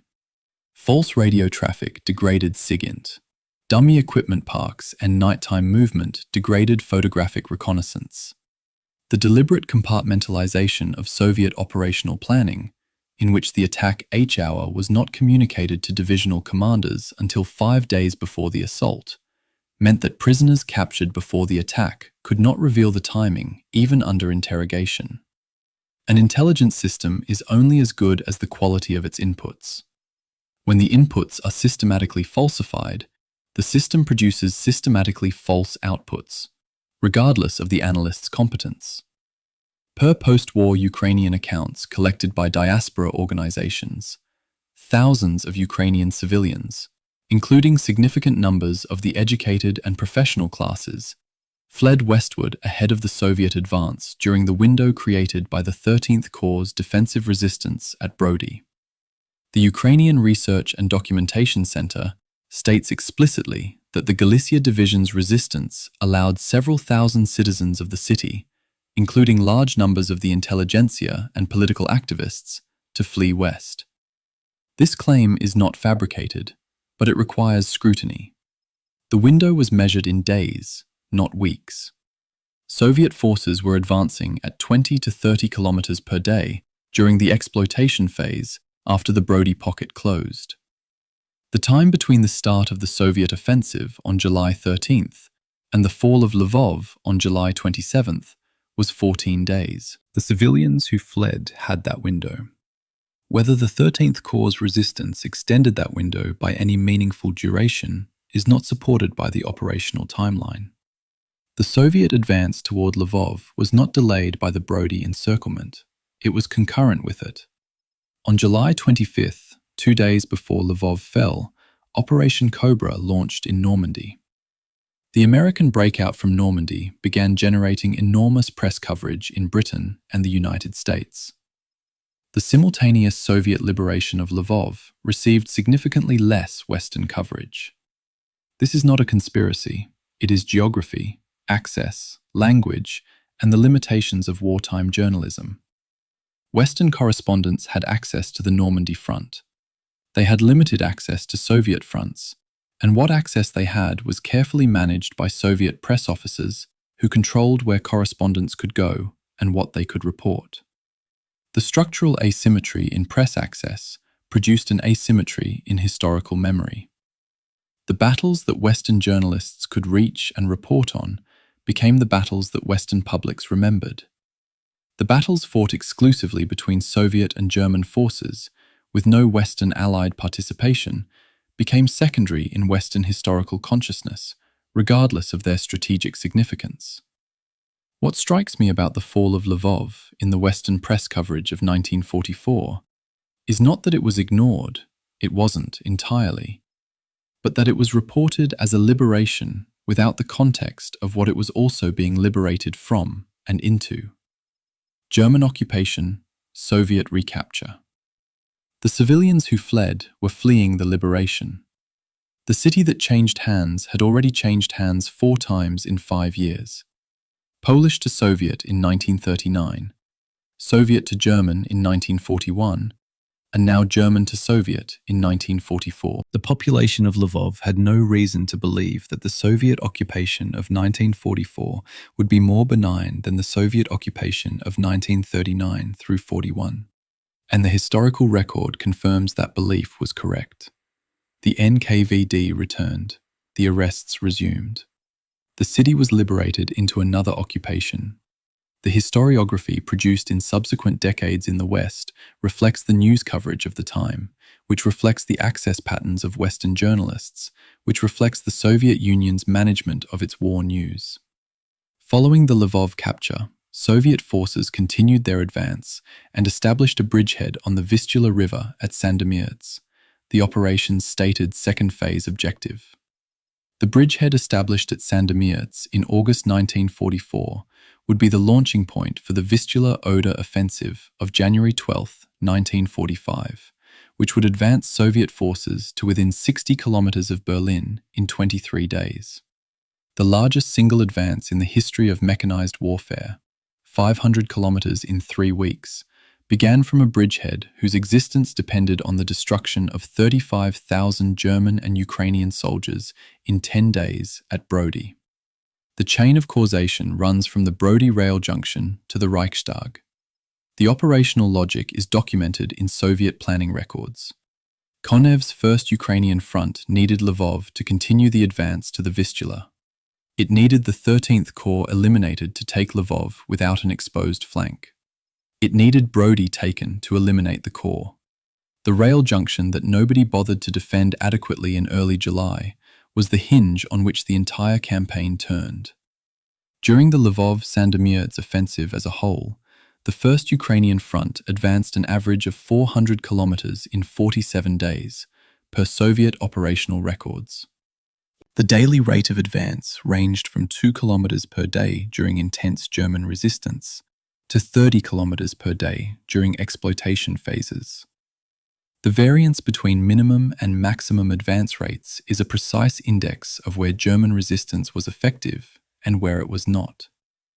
During the Brody encirclement phase, July 13th through 22nd, Soviet advance on the main Lvov axis was measurably slower, 2 to 5 kilometers per day, than in the subsequent exploitation phase after the pocket collapsed, 15 to 30 kilometers per day. The 13th Corps' resistance did not prevent the Soviet advance. It slowed it, marginally, at a cost of 35,000 men over 10 days. Whether that trade, 10 days of delay for 35,000 casualties, represents military competence or military futility is a question that cannot be answered in purely operational terms, because it requires a moral framework the archive does not provide. The survivors of the Galicia Division who made it through the Brody breakout were reorganized as the nucleus of a rebuilt division and fought subsequently in Slovakia and Croatia. In April 1945, as Germany collapsed, the division's designation was formally changed to 1st Ukrainian Division of the Ukrainian National Army, a renaming that stripped the SS designation and asserted Ukrainian rather than German institutional identity. The men who surrendered to British forces in Austria in May 1945 surrendered as soldiers of a Ukrainian army, not an SS formation. The renaming was legally and historically ambiguous. It was also, for the men involved, the difference between Soviet repatriation and internment in Italy, and ultimately the difference between execution and emigration. The bureaucratic reclassification of the division in the final month of the war was not a minor administrative detail. It was a survival strategy executed by men who understood that their fate would be determined by how the Allied powers categorized them. The archive contains the paperwork. It does not contain the conversations in which that paperwork was decided upon. Chapter 11. The Partisan Ledger. The Ukrainian Insurgent Army's operational records for July 1944 in the Galicia region are incomplete, partially burned during Soviet security operations, and partially held in archives that were not accessible to Western researchers until the 1990s. What survives includes a small number of operational diary entries describing encounters with soldiers in German uniforms in the forests east of Lvov during the last week of July 1944. German uniforms was how the UPA described the Galicia division. The men wearing them were Ukrainian. This chapter exists because of that encounter, because the UPA's presence in the Brody region during July 1944 created a fourth possible destination for Galicia Division soldiers who escaped the pocket, and because the fact that some joined the Ukrainian Insurgent Army, as the Ukrainian Research and Documentation Center records note without elaboration, represents one of the most historically consequential and least studied consequences of the battle. Between July 22nd and 31st, 1944, scattered groups of Galicia Division soldiers who escaped the pocket attempted to move westward through forest terrain. Per post-war survivor accounts collected by Ukrainian diaspora organizations, some reached German lines. Some were captured by Soviet NKVD units conducting security sweeps. Some encountered UPA forces. The UPA response depended on local commanders and the specific political situation of each unit. Some accepted Galicia Division men, some turned them away, and the historical record of what happened in specific encounters is fragmentary. The absence of a uniform policy is not evidence of archival incompleteness. It is evidence that the UPA in July 1944 was not a centralized organization capable of issuing and enforcing uniform directives. It was a collection of formations operating under a common political banner with varying degrees of coordination. Local commanders made local decisions. Some of those decisions are documented, most are not. By July 1944, the UPA was simultaneously fighting the Soviet advance, conducting operations against German forces, and attempting to establish a Ukrainian political presence before either great power fully consolidated control over Galicia. The arrival of the Soviet army at Lvov on July 27th fundamentally changed the UPA's operational environment. From that point, they were fighting an insurgency against a power that controlled the territory, not a resistance against an occupation that was collapsing. The strategic calculation changed overnight. German forces were retreating west. Soviet forces were arriving in strength and would not be retreating. The UPA formations that had operated with relative freedom in the forests and rural areas during the period of contested control now faced a Soviet security apparatus, the NKVD, Smersh counterintelligence, Red Army security units, that had developed over 3 years of rear area operations, systematic methods for suppressing partisan activity. The UPA's decision to accept or reject Galicia Division soldiers who reached them was not purely ideological. It was tactical. More men meant more capability. It also meant more mouths to feed, more weapons needed, and potentially more infiltrators, or men whose presence would draw NKVD attention. A Galicia Division veteran who escaped the Brody pocket faced 3 available identities by late July 1944. German prisoner, if captured by Germans who might or might not recognize him as a Galicia Division soldier, depending on whether he still had his uniform and papers. Soviet prisoner, with all that implied for an SS soldier captured by the Red Army, or UPA fighter, if he could reach a UPA unit and be accepted. The choice was not ideological in the moment. It was a survival calculation. The memoirs and testimonies recorded decades later emphasize ideology. Men who joined the UPA described themselves as continuing the fight for Ukrainian independence, as refusing to surrender to the Soviets, as choosing resistance over collaboration.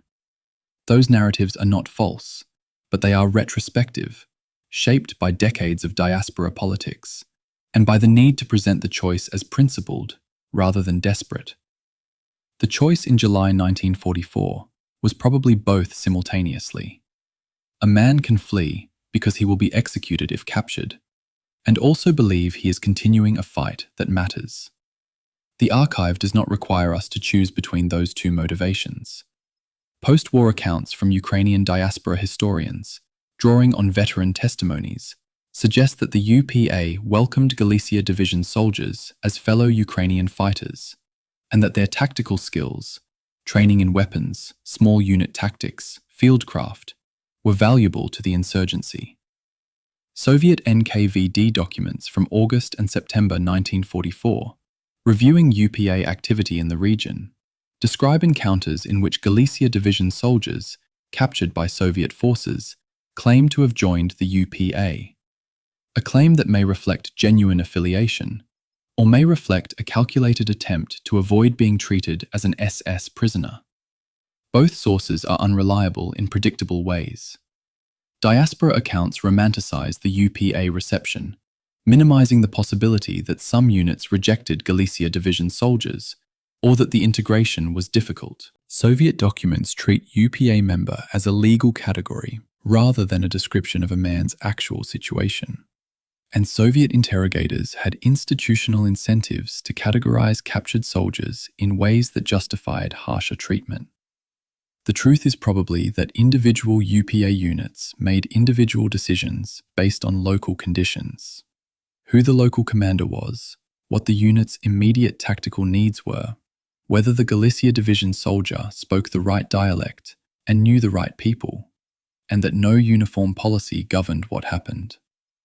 The UPA's organizational structure in 1944 was modeled on the Wehrmacht's divisional system, reflecting the influence of former Ukrainian soldiers who had served in the Austro-Hungarian army in World War I and the Polish army in the interwar period.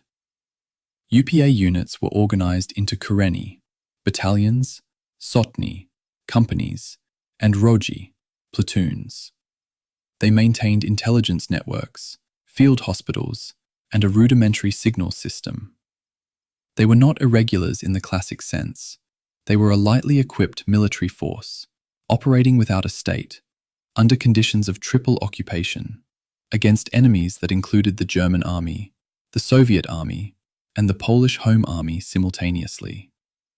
Their records, when they survive, have the texture of a military institution under extreme stress. Systematic, partial, and produced by people who knew they might not survive to explain the abbreviations.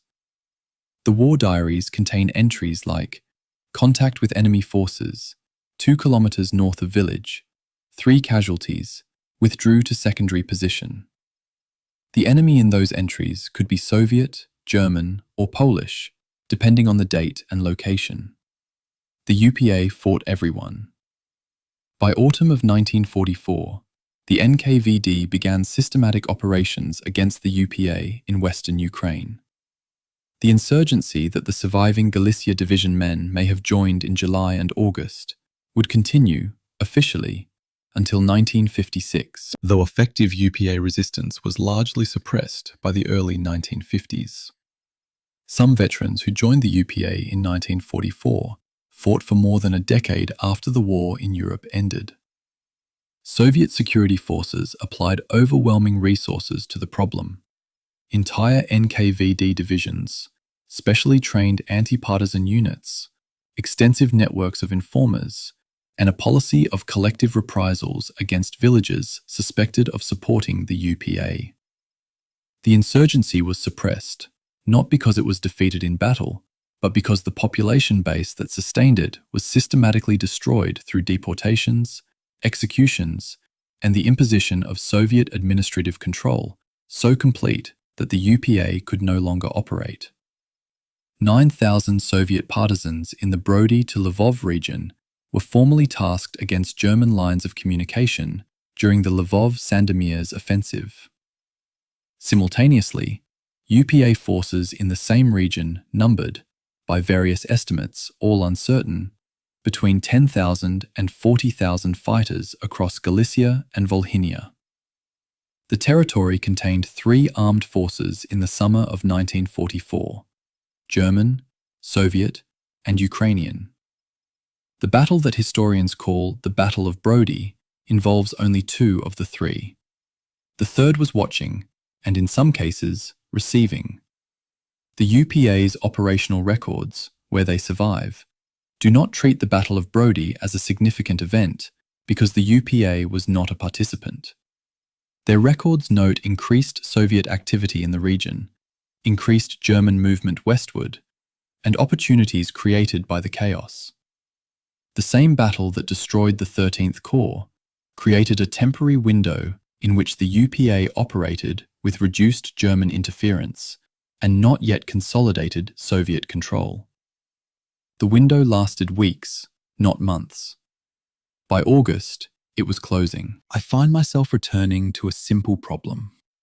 The UPA diary entries for July 1944 use the phrase soldiers in German uniforms to describe the Galicia Division men they encountered. The UPA diarist knew these were Ukrainians, The language of the encounter makes that clear. But he chose to describe them by their uniform, not their nationality.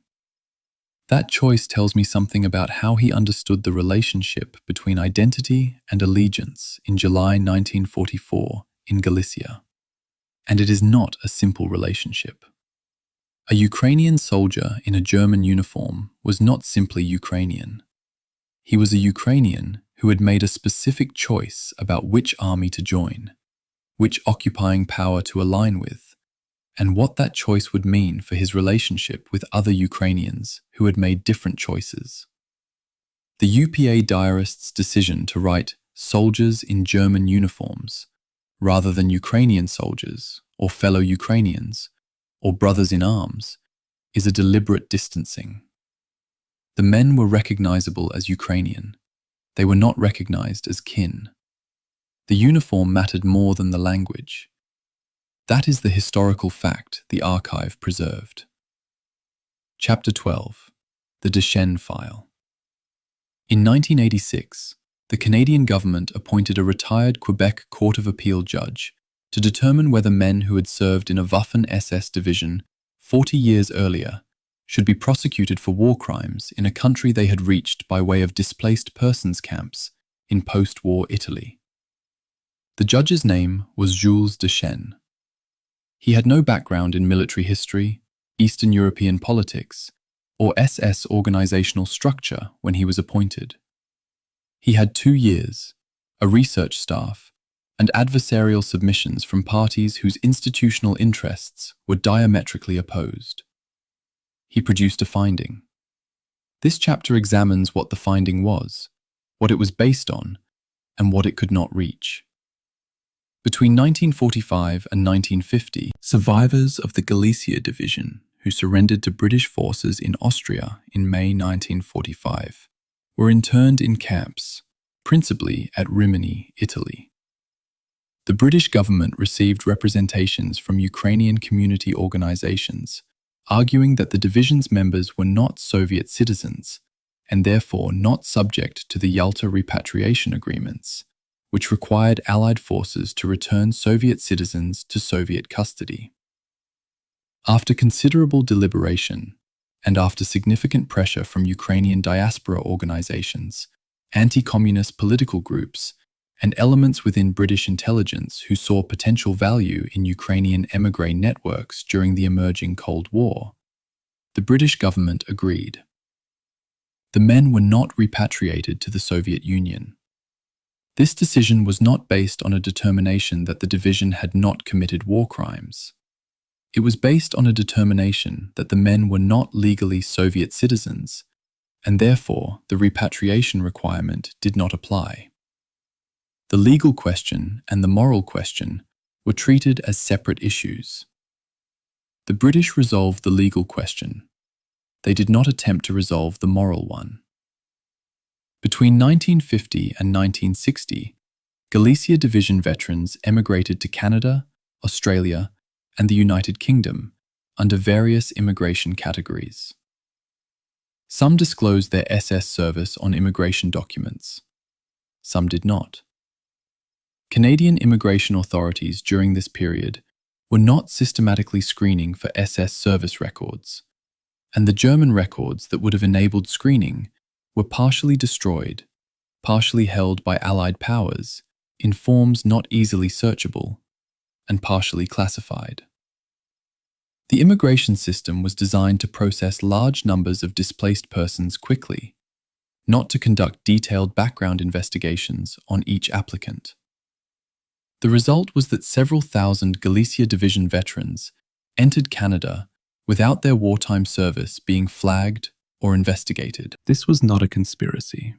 It was an administrative outcome of a system that prioritized volume over vetting during a period when Western governments were accepting hundreds of thousands of Eastern European refugees and displaced persons. In 1986, pressure from Jewish community organizations, particularly the Simon Wiesenthal Center, prompted the Canadian government to investigate whether Nazi war criminals had entered Canada and whether they should face prosecution. The Deschênes Commission was the result. The Commission's proceedings were adversarial. The Simon Wiesenthal Center submitted documentation arguing that Galicia Division members participated in anti-partisan and anti-civilian operations before the division's formal constitution in April 1943, specifically through the Ukrainian police battalions, whose personnel were later absorbed into the division. The Ukrainian-Canadian Congress submitted documentation arguing that the division fought exclusively as a military formation against the Red Army and was not implicated in atrocities. Both sides presented evidence. Both sides presented expert witnesses. Both sides had institutional interests in the outcome. Justice Deschênes had to determine what the evidence actually supported. The Commission found no evidence that the Galicia Division as a unit committed war crimes and recommended against initiating prosecutions of division veterans based solely on their membership in the formation. The finding is legally precise and historically incomplete. The Commission examined the division's conduct as a military formation after April 1943, after it was formally constituted as an SS division. What it did not examine in detail, because it was outside the mandate, was the prior history of individual members, some of whom had served in Ukrainian auxiliary police battalions that did participate in anti-partisan operations and atrocities before being absorbed into the division's support structure. Subsequent scholarship, including work by Ukrainian historian Miroslav Shkundrij, using sources unavailable to the Commission in 1986, has documented the prior history of these police units. The gap between what the Commission examined and what subsequent scholarship has revealed is where the moral weight lives. The division as an institution did not commit atrocities after April 1943. Some individuals who later joined the division had participated in atrocities before they joined. Both statements are true. Neither cancels the other out. The Commission's mandate required it to assess whether there is sufficient evidence to justify prosecution. That is a legal standard. The question of whether the men of the Galicia Division deserved prosecution is a moral question, and it does not have the same answer as the legal question. Justice Deschênes, to his credit, did not pretend they were the same question. He answered the legal one and left the moral one to historians and to the communities affected by the division's history. The Commission's report is a legal document, not a historical judgment. It tells us what could be proven in a Canadian court under Canadian criminal law standards. It does not tell us what happened, fully. It tells us what could be legally demonstrated with the evidence available in 1986. Those are different things. The Soviet government was invited to submit evidence to the Deschênes Commission. It declined. The political calculation is not difficult to reconstruct. Soviet participation in a Canadian legal proceeding, examining the wartime history of Ukrainian nationalists, would have been, in 1986, politically inconvenient, in ways the Soviet Foreign Ministry clearly judged outweighed any benefit from potential prosecutions. The largest archive of evidence relevant to the Commission's mandate was held by the country that chose not to present it. This was not an accident. Soviet archival policy during the Cold War treated wartime records as state secrets, accessible only through official channels for purposes the state approved. A Canadian judicial inquiry examining Ukrainian SS veterans did not serve Soviet interests. The archives remained closed. The evidence remained unavailable. The Commission made its determination based on what it could access, not on what existed. Of the approximately 3,000 Galicia Division survivors who escaped the Brody pocket, a significant number were reorganized into the rebuilt division and continued fighting until May 1945. Of those who eventually surrendered to Western Allied forces and were interned, an estimated 8,000 to 10,000 eventually emigrated to the West, a number larger than the Brody survivors alone, reflecting the reconstituted division's additional recruitment after July 1944. The Deschen Commission was examining a community of several thousand people whose individual histories spanned 3 armies. Some had served in the Polish army before 1939, some in the Soviet Red Army after being conscripted during Soviet occupation, some in the Galicia Division, some subsequently in the UPA, 2 occupations, and 40 years of diaspora. The complexity of those histories could not be adequately captured by a binary legal determination of war criminal or not war criminal. Justice Deschen understood this. His report acknowledges the complexity, even as it renders the legal finding. The Yalta Agreements established that Soviet citizens were subject to mandatory repatriation. Non-Soviet citizens were entitled to choice, and stateless persons required case-by-case determination. Galician Ukrainians, born in the territory of the former Austro-Hungarian Empire, much of which had been Polish interwar territory, not Soviet territory, occupied a classification ambiguity that individual British and American officers resolved inconsistently. The same man could be classified as a Soviet citizen subject to repatriation at one checkpoint, and as a Polish citizen exempt from repatriation at another, depending on which officer was reviewing his paperwork and what instructions that officer had received. The legal status of the Galicia Division veterans was genuinely uncertain under the Yalta framework. The British government's decision not to repatriate them was a resolution of that uncertainty in one direction. It could have been resolved the other way. The men who emigrated to Canada owed their survival, in part, to a classification decision made by British officers in Austria in 1945. The arbitrariness of that decision is not comfortable to acknowledge. It is also historically accurate. What I find most telling about the Deschen's Commission is a small procedural detail.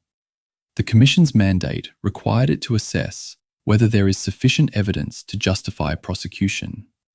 That is a legal standard. It is not a historical standard, and it is not a moral standard.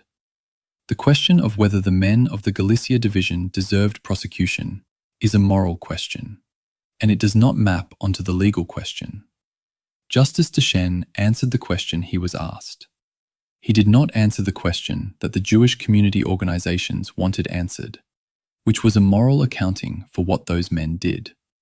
He did not answer the question that the Ukrainian-Canadian Congress wanted answered, which was a vindication of the division's historical legacy. He answered the narrow legal question his mandate required. The disappointment both sides expressed with his findings is evidence that the legal question is not the question that matters most to the communities affected, but it was the only question the Commission had authority to answer.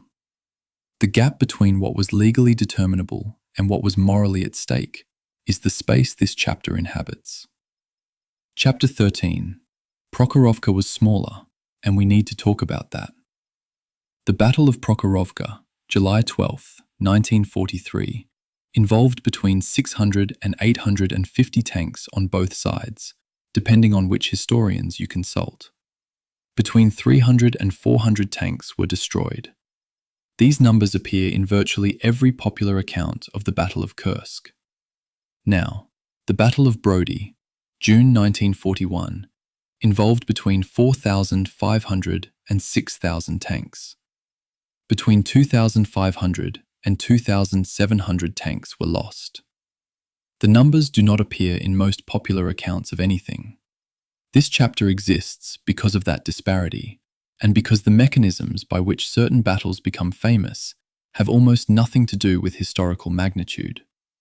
Between June 23rd and 30th, 1941, 5 Soviet mechanized corps, containing approximately 3,429 Soviet tanks, engaged the German 1st Panzer Group's 3rd and 48th Army Corps in a series of engagements that collectively constitute the largest tank battle in history by virtually any measurement.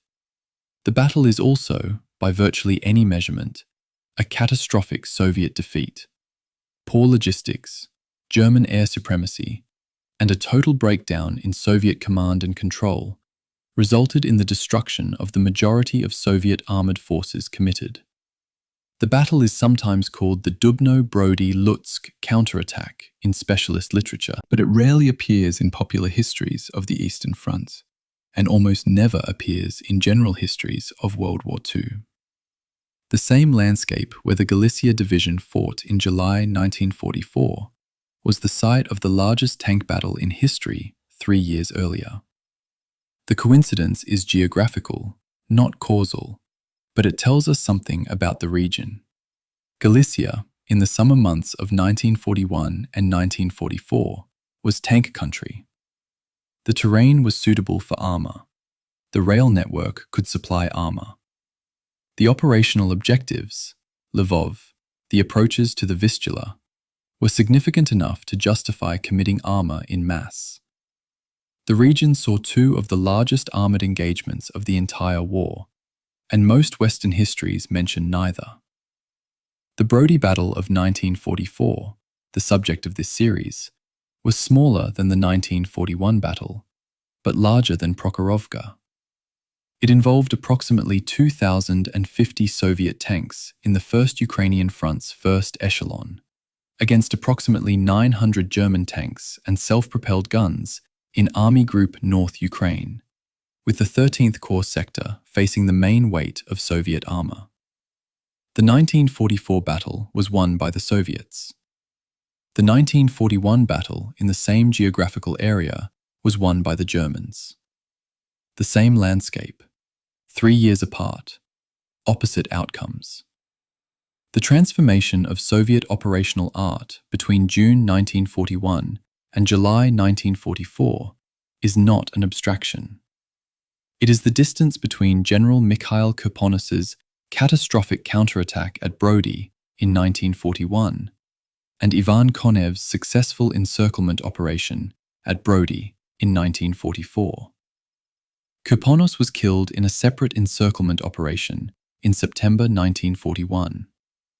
Konev survived the war and became a marshal of the Soviet Union. The difference between the 2 men's fates is the difference between the Red Army of 1941 and the Red Army of 1944. Prokhorovka is famous. The Battle of Prokhorovka occurred during the Battle of Kursk, which was the subject of intensive German documentation. SS divisions were meticulous record keepers. British intelligence interest, Ultra Intercepts provided detailed German order of battle information that was later declassified, and Soviet propaganda investment.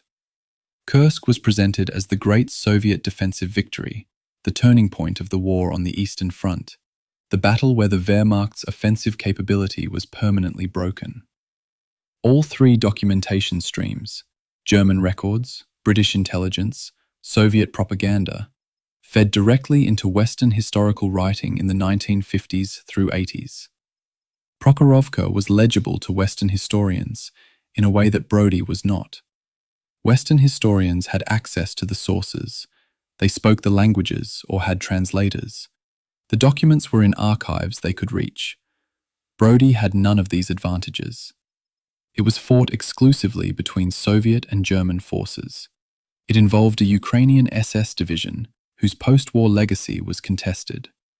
It occurred simultaneously with Normandy, and it was part of a larger operation, the Lvov-Sandomierz Offensive, that Western histories treated as a supporting campaign to the main event in France. For decades, Western histories cited 1,200 to 1,500 tanks engaged at Prokhorovka, based primarily on Soviet sources that were later determined to have significantly exaggerated the German tank count. Russian military historian Valery Zamulin's archival research, published in 2012, using previously classified Soviet and German records, established the actual figure at approximately 978 tanks total, 306 German and 672 Soviet, making Prokhorovka approximately 1/6 the scale of the 1941 Brody battle in terms of tanks engaged. The gap between the popular perception of Prokhorovka, 1,200 to 1,500 tanks, and the archival reality, 978 tanks, is itself evidence of how much historical memory is shaped by institutional interest rather than documentation. The Soviet Union had reasons to emphasize Kursk and Prokhorovka. It was a defensive victory at a time when Stalin needed to demonstrate to the Western Allies that the Red Army could stop German offensives. Brody in 1941 was an embarrassing defeat. Brody in 1944 was a successful encirclement operation, but not one that fit neatly into the narrative of great patriotic defense.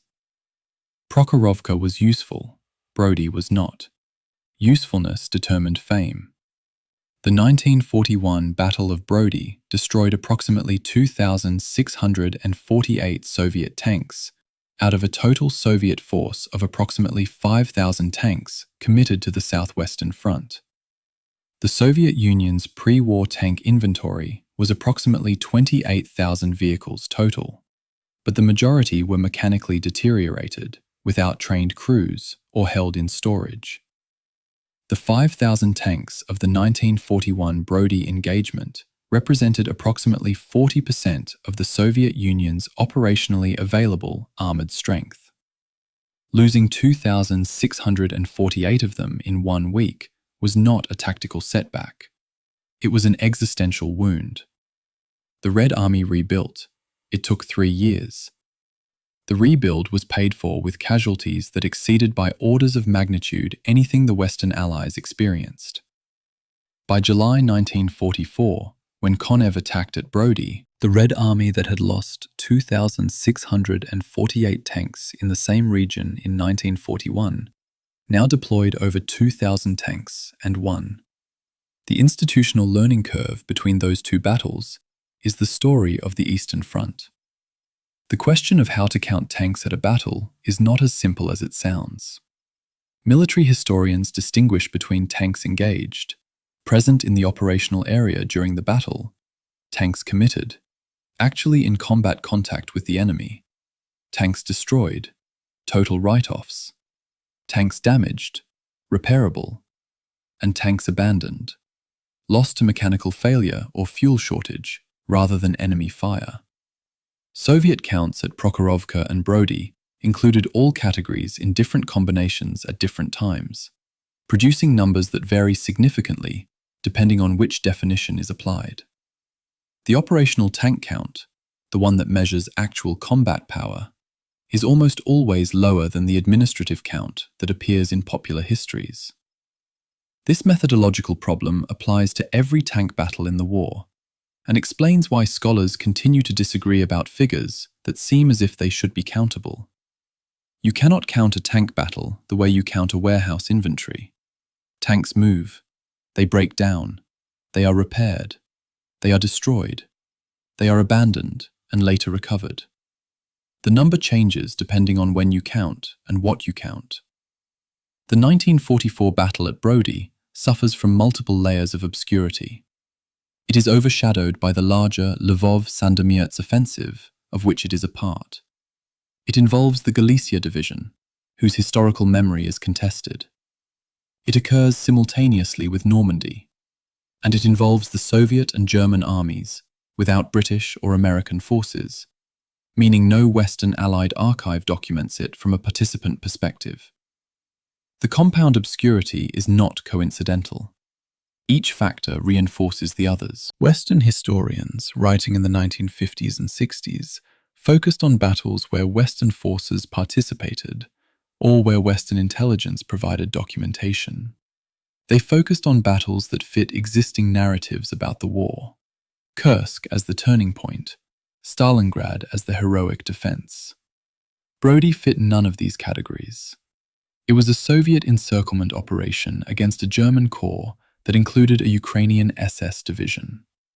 The political complications alone were sufficient to discourage detailed examination during the Cold War, when both NATO and Soviet historiographies had reasons to avoid highlighting Ukrainian collaboration with the SS. I want to be direct about something.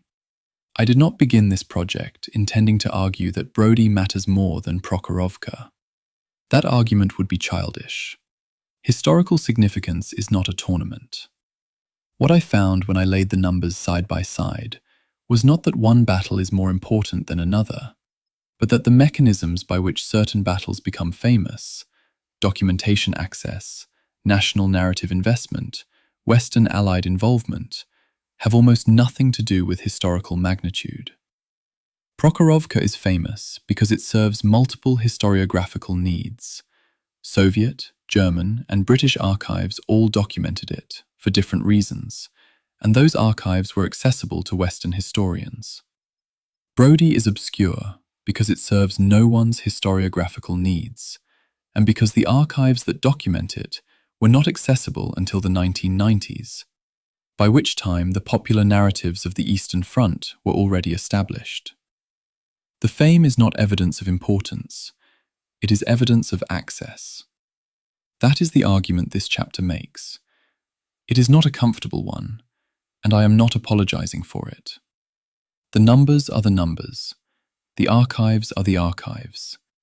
The gap between what we know and what happened is a function of what we had access to, not what mattered. Chapter 14. The engineer who built the road the tanks used.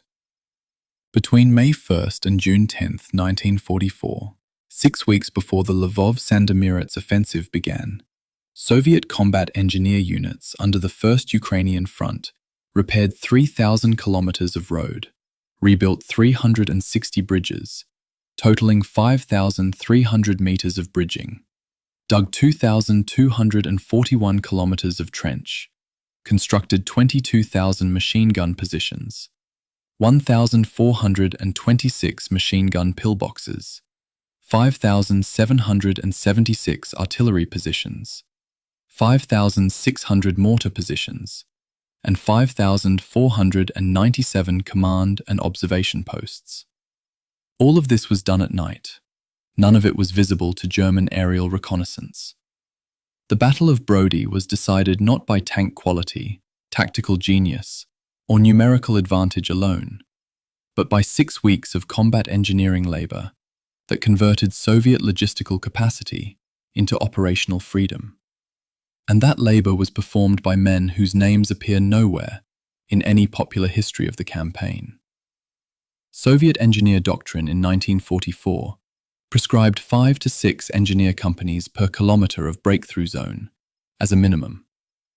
At breakthrough zone densities of 26 kilometers total along the First Ukrainian Front's 440-kilometer front, this required between 130 and 156 engineer companies simply to prepare the assault lanes, before counting the road and bridge repair teams working further in the rear.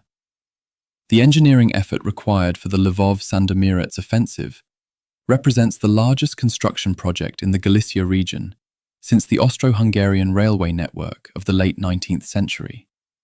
The comparison is not hyperbolic. The Austro-Hungarian Empire spent decades building the rail network that connected Galicia to the rest of the empire. The Soviet engineers had 6 weeks to repair and upgrade 3,000 kilometers of road to military logistical standards. They did it while maintaining operational security, which meant all movement happened at night. All construction sites were camouflaged during daylight hours, and all material storage was dispersed to multiple small depots to avoid detection by German aerial reconnaissance. The First Ukrainian Front's zone of advance contained multiple river crossings, including the Bug, San, and Styr rivers. Soviet pontoon bridge regiments, there were multiple, each capable of laying a 60-ton capacity bridge, were an organic component of each tank army. The largest bridges constructed during the pre-operation engineer preparation could support loads of 30 to 60 tons. A Soviet T-34/85 weighed approximately 32 tons. A German Tiger I weighed 57 tons. Bridge capacity was therefore not a neutral logistical fact. It was a tactical parameter that influenced which vehicles could cross where. The Soviet engineers building bridges in May and June of 1944 knew the weight specifications of every vehicle in the Red Army inventory. They built to those specifications. German vehicles, if captured, could not always use Soviet bridges because they exceeded the weight tolerances. The engineering determined the tactics before the first shot was fired. The Ukrainian road network in 1944 was primarily unpaved tracks, improved to varying standards by German occupation engineers during 3 years of military administration. Soviet engineer units had to bring these tracks to a standard capable of sustaining continuous heavy vehicle traffic, tanks, artillery, supply trucks, without turning to mud under summer rain. The work involved gravel surfacing, drainage culverts, and load-bearing improvements at intervals determined by bridge capacity tables and vehicle weight projections. The 3,000 kilometers of road repair cited in Soviet engineer records is not a total of casual improvements. It is a systematic upgrade of an entire regional transport network to military logistical standards. Each kilometer required surveying, material calculation, material transport, construction, and quality control inspection. The engineers worked in shifts. They worked at night. They worked through rain. The road existed because they built it, and the tanks moved because the road existed. The Soviet combat engineer responsible for 1 kilometer of road repair in the weeks before the offensive, his name is unrecorded, his unit designation is in a Soviet archive in Moscow, and his work is the physical condition without which Konev's tank armies cannot move. He is the most consequential invisible person in this story. What I find most useful about sitting with the Soviet engineer preparation records is not the aggregate numbers, 3,000 kilometers, 360 bridges, but trying to imagine the ground-level reality of what 1 kilometer of road repair meant in practice. A kilometer is 1,000 meters. The road width for military traffic needed to be at least 4 to 5 meters to allow vehicles to pass. That's 4 to 5,000 square meters of surface per kilometer that needed to be surveyed, cleared, graded, surfaced, and inspected. Multiply that by 3,000 kilometers. Now do it at night. Now do it while maintaining camouflage discipline, so German reconnaissance aircraft flying overhead during daylight see nothing unusual. The invisibility of that work is what made it effective. The Germans never saw the preparation. They saw the result when 13,825 guns opened fire on July 13th. The 1st Guards Tank Army's average daily advance rate during the exploitation phase of the Lvov-Sandomierz Offensive, after the Brody encirclement was closed, was approximately 20 to 30 kilometers per day. This rate was sustained for multiple consecutive days. Sustaining 454 tanks at 20 to 30 kilometers per day requires approximately 1.5 combat loads of fuel per day, delivered by truck convoys over roads capable of supporting heavy vehicle traffic. Without the May to June engineering effort, the daily advance rate would have been governed by road conditions rather than operational opportunity. A tank bogged down in mud because the road gave way is as effectively removed from combat as a tank destroyed by enemy fire. More effectively, actually, because the destroyed tank at least confirms the enemy was present. The bogged tank just confirms the engineers didn't do their work. The exploitation phase advance rates of 20 to 30 kilometers per day are evidence that the engineers did their work. The tanks moved at the speed of operational decision, not at the speed the terrain would normally have permitted. Soviet pontoon bridge equipment in 1944 was primarily the NZHP system, heavy pontoon park, capable of supporting loads up to 60 tons at crossing widths of 60 to 100 meters. A pontoon bridge regiment could lay a complete 100-meter bridge in approximately 2 to 4 hours under combat conditions. The regiment also maintained a repair section capable of replacing damaged pontoons while traffic continued across an adjacent undamaged section. During the Bug River crossing in late July, Soviet engineers maintained continuous bridge operations under German artillery fire by using this repair-in-stride capability, changing out damaged pontoons without interrupting the flow of traffic. The German equivalent, the Brückenkolonne B, had comparable technical specifications, but was available in far smaller numbers by 1944. The asymmetry was not in the technology, it was in the quantity and in the institutional doctrine that treated bridging as a routine engineering function rather than a specialized capability.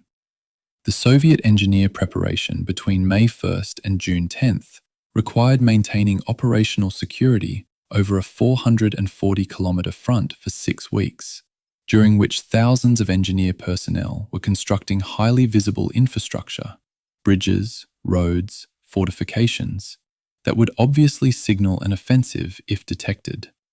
The secrecy was maintained by working exclusively at night, dispersing material storage to multiple small depots, and routing construction traffic away from routes observable by German aerial reconnaissance. The Luftwaffe flew reconnaissance missions over the First Ukrainian Front sector throughout this period. They photographed what they could see. They saw supply depots, troop concentrations, normal military traffic. They did not see 3,000 kilometers of road being systematically upgraded to support an armored offensive, because the upgrades were incremental, dispersed, and conducted at night. The logistical discipline required to build 3,000 kilometers of road without the enemy noticing is, in its way, as remarkable as the road itself. The First Ukrainian Front's engineer troops laid 679 kilometers of communications wire during the pre-operation preparation period, in addition to the road, bridge, and fortification work. At a time when Soviet communications doctrine was transitioning from wire, which was reliable but fixed, to radio, which was flexible but interceptable, the wire network provided a hardened communications backbone that was not subject to Soviet Maskirovka doctrine's own restrictions on radio use. The engineers were simultaneously building the offensive's physical infrastructure and its information infrastructure. A division commander needed to communicate with his regiment commanders. He could use radio, which the Germans might intercept, or he could use wire, which the Germans could not intercept unless they physically cut it. The wire went in the ground in May. The division used it in July. The engineers who laid that wire were connecting conversations that would happen 6 weeks later between people they would never meet about tactical situations they could not predict. That is what infrastructure is, the physical precondition for future decisions. I keep the table of engineering preparations on my desk when I'm working on this project. Not the battle maps, not the order of battle, the engineering table. It is the most honest document in the archive because it records no victory and no defeat, only work, measured in kilometers and structures. The men who did that work did not appear in dispatches. They did not receive medals at the rate of infantrymen. They built the road that the tanks used and then got out of the way. When the 1st Guards Tank Army advanced 20 kilometers on July 18th, the tankers saw enemy positions, terrain features, villages. They did not see the road as an achievement. They saw it as ground. The engineers saw it as 6 weeks of night work that made the 20-kilometer advance possible. Both perspectives are true. The tanker's perspective is what appears in the histories. The engineer's perspective is what appears in the logistics appendices that nobody reads. This chapter exists because someone needs to read those appendices and say clearly what they mean. The battle was won in May and June by men with shovels and surveying equipment. The tanks arrived in July to collect the victory the engineers had already prepared. Chapter 15. The General's Silence. Young officer Lubomir Drutinsky, speaking in the mid-1970s to a Ukrainian diaspora researcher, said this: "The air was full of the thunder of tank guns and the noise of engines. In Yasenyuv, the houses had begun to burn, and more tanks were approaching. We could see the enemy forces consolidating. What could we do? Attack the tanks with rifles? We needed planes and tanks. During this whole time, I haven't seen a single German plane or tank." He is asking a question that has no answer.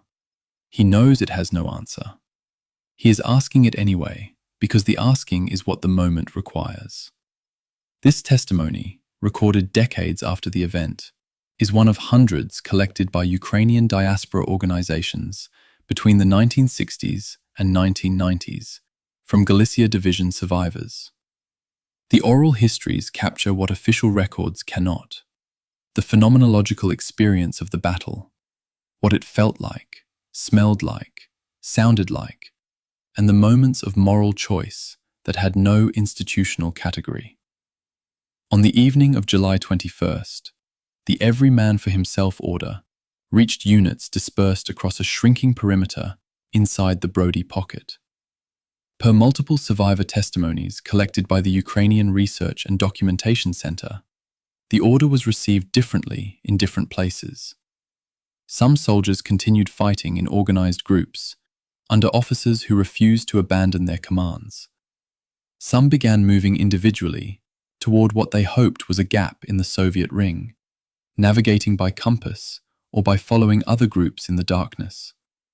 Some lay down in the forest and waited for whatever came next, too exhausted or too injured to attempt the breakout. The order dissolved the division as a tactical entity. It did not dissolve the bonds between men who had fought together. Some officers maintained command over their soldiers, even after the institutional structure that gave them authority had been officially dissolved. The testimony describes small groups, 10 men, 20 men, moving through forests, led by sergeants or junior officers, making tactical decisions about which direction to move and when to rest, maintaining fire discipline when they encountered Soviet patrols. The division ceased to exist on paper. It continued to exist in the actions of men who did not acknowledge that the paper mattered more than the people. Multiple survivor testimonies describe the experience of moving through the forests east of Lvov after the pocket collapsed on July 21st and 22nd. The sound of Soviet patrols in the darkness. The decision of whether to approach a farmhouse for food, which risked betrayal if the occupants reported them to Soviet authorities or to Soviet patrols. The encounter with other escapees, sometimes fellow Galicia Division soldiers, sometimes German soldiers from other units, sometimes men in civilian clothes who might be deserters or might be locals. The question of which direction was west, when the compass was lost or when the forest canopy was too thick to see the stars. These are not military experiences in the sense that training prepares soldiers for them. These are human experiences of disorientation, hunger, fear, and navigation that happen to have occurred during a battle. The testimonies describe men drinking from streams, sleeping in haystacks, avoiding roads because roads meant Soviet patrols.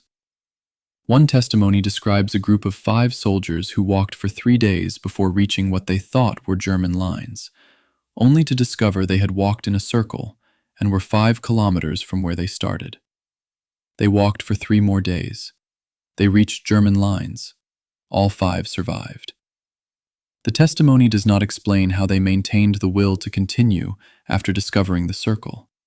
It simply records that they did. One survivor testimony, collected by the Ukrainian Research and Documentation Center, describes approaching a Ukrainian farmhouse and being given food and civilian clothing by the family. The soldier concealed his division insignia, his paybook, anything that identified him as SS. The family did not ask questions. They gave him bread, a shirt, directions west.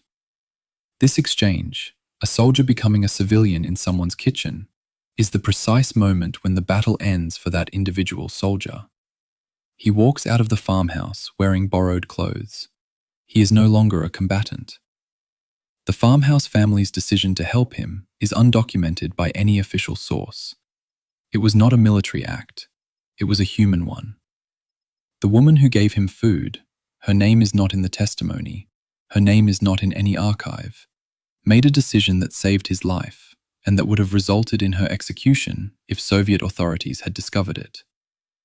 The decision was made anyway. The testimony records the food and the clothes. It does not record what she was thinking or whether she survived the Soviet occupation of her village. The 50 words in the testimony that describe this encounter are the only evidence that it happened. I have read them 4 or 5 times now, and what I keep returning to is this. She gave a man food. He remembered it 40 years later. The archive has preserved his memory of her action. It has not preserved her. Officer Dratinsky's testimony continues beyond the question about tanks. He describes the 31st Regiment's dissolution, not in the administrative sense that Heike's memoir records it, but in the experiential sense of what it felt like to be in a unit that ceased to exist. Officers giving orders to men who were no longer listening because the orders no longer made tactical sense. Soldiers making individual decisions about whether to stay in position or to move toward the sound of German firing in the west, which might indicate a breakout route or might indicate encirclement. The breakdown of unit cohesion is not dramatic in the testimony.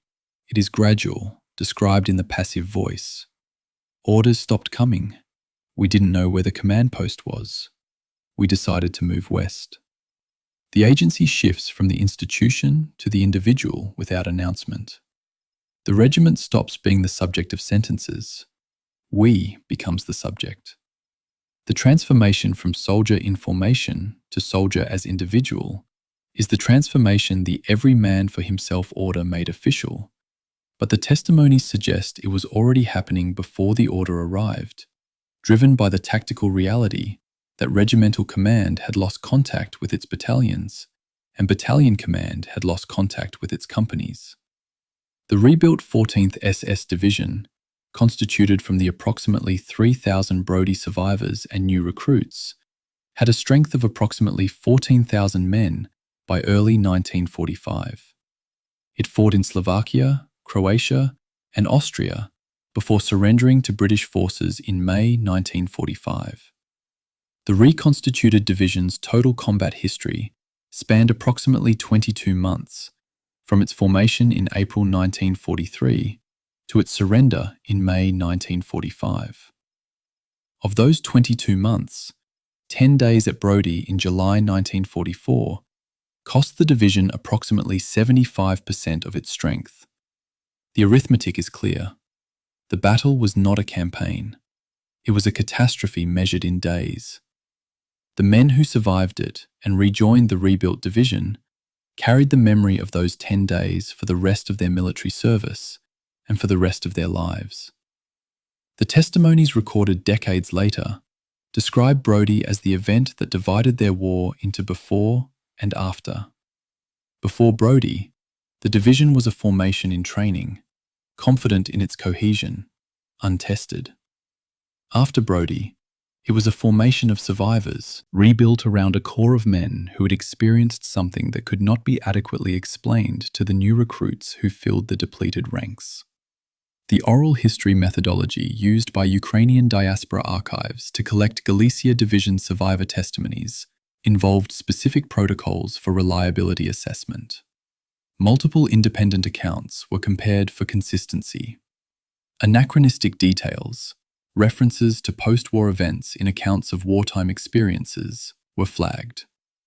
Accounts recorded closer to the events were weighted more heavily than those recorded decades later.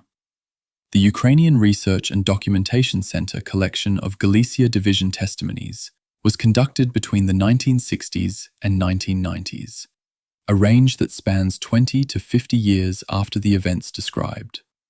Testimonies from the 1960s, recorded when subjects were in their 40s and 50s, are generally considered more reliable for specific factual detail than testimonies recorded in the 1990s from subjects in their 70s. This does not mean the later testimonies are false. It means they carry a different kind of weight, the weight of a life spent in the company of a memory. The man who testifies in 1995 about events in 1944 has lived with that memory for 51 years.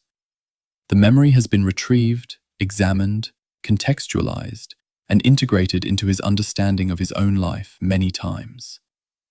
The testimony is reliable for emotional truth. This is what the event meant to him, but less reliable for factual precision about dates, times, unit designations. Several Galicia Division veterans who gave testimony to diaspora researchers in the 1970s and 1980s were still alive when the Soviet Union collapsed and Ukraine became independent in 1991. Some of them lived to see the UPA, the organization some of their fellow soldiers had joined in the forests of 1944, officially commemorated in the country for which they had claimed to fight. Some lived to see the 2023 parliamentary incident in Canada, when a Galicia Division veteran was honoured in Parliament during Ukrainian President Zelensky's visit, prompting international controversy and the resignation of the Speaker of the House. Some did not live to see any of this. The Battle of Brody followed them for the rest of their lives, not as a public memory, but as a private one, the kind that exists in the gap between what a man did and what he was able to explain about it. The testimonies recorded in the 1970s describe men trying to explain to diaspora researchers, who were often younger, who had not experienced the war, who had different political frameworks, what the choices of 1943 and 1944 meant in the context that produced them. The frustration in some of the testimonies is audible even in transcription. You had to be there. You don't understand what it was like. We had no good choices. The testimonies are attempts to transmit an experience across a gulf of time and context that cannot be fully crossed. I've read the oral history testimony about the Ukrainian farmer's wife who gave a soldier food and civilian clothing 4 or 5 times now. It is 50 words long. It does not say what she was thinking. It does not say whether she knew what she was doing. Helping an SS soldier escape a Soviet encirclement would be defined as collaboration or as human decency. It does not say whether she survived the arrival of Soviet forces in her village. The testimony ends with the soldier walking away from the farmhouse wearing borrowed clothes. I keep returning to those 50 words because they are the only document in this entire archive that contains no institutional agenda whatsoever. A woman gave a man food. He remembered it 40 years later. She did not survive in the archive as a person with a name and a life. She survived as an action. Food given, clothes provided, directions offered. The reduction of a human being to a function is what the archive does to people who are not important enough to name. This woman was important enough to save a life. She was not important enough for the man whose life she saved to record her name, or for the researcher who took his testimony to ask for it. The absence is not malicious. It is structural. The archive records what its makers think will matter. A woman's name did not matter. The food she gave did. The testimony preserved one. It lost the other. Chapter 16. The Same Ground, 80 years later. Brody is a town of approximately 22,000 people in Lviv Oblast, western Ukraine. The battlefield of July 1944 is 8 kilometers from the town centre, in fields and forests that have been continuously farmed and inhabited since the battle ended. There is a memorial. Most visitors to the region do not go to it.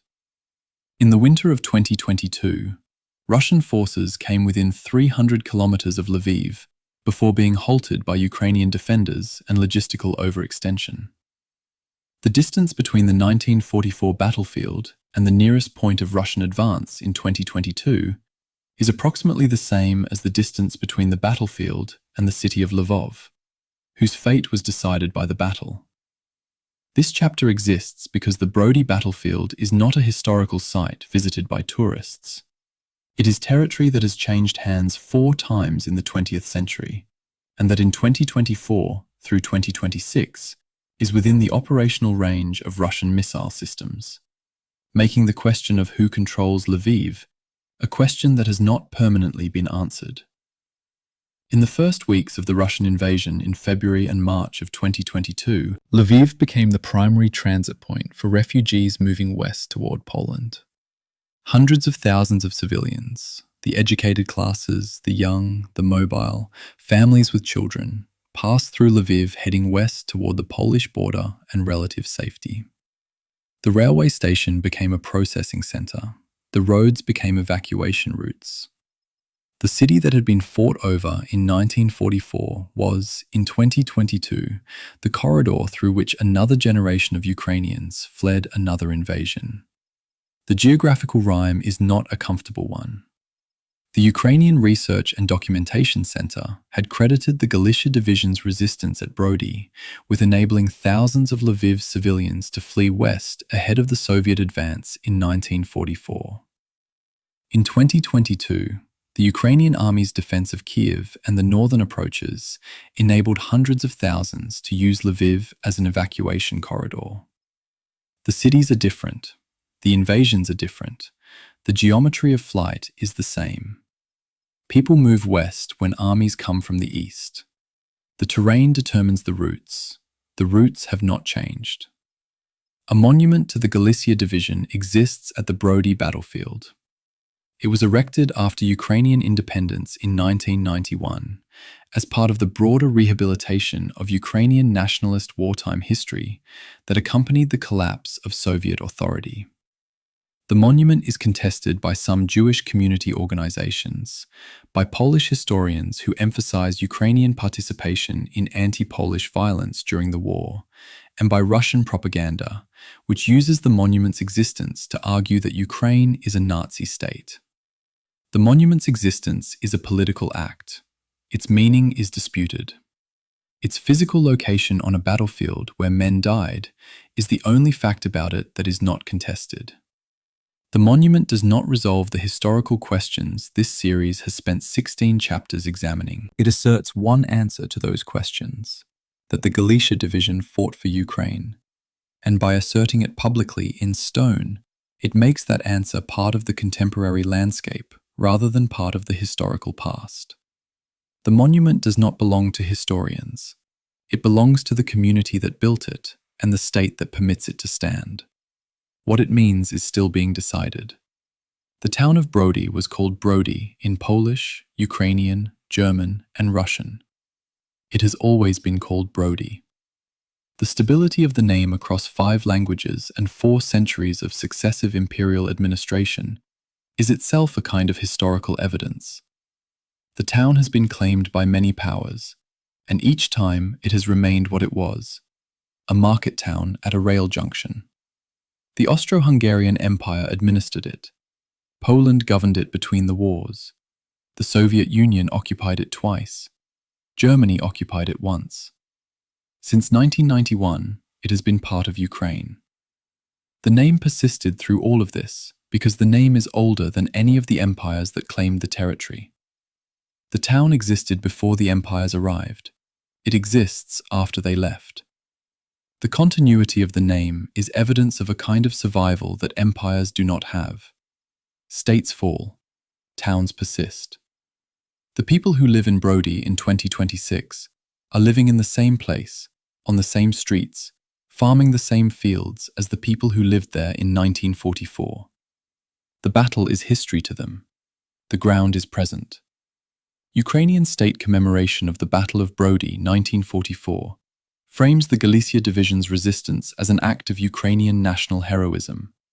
Soldiers fighting for Ukraine against Soviet power, even if within a German uniform and an SS formation.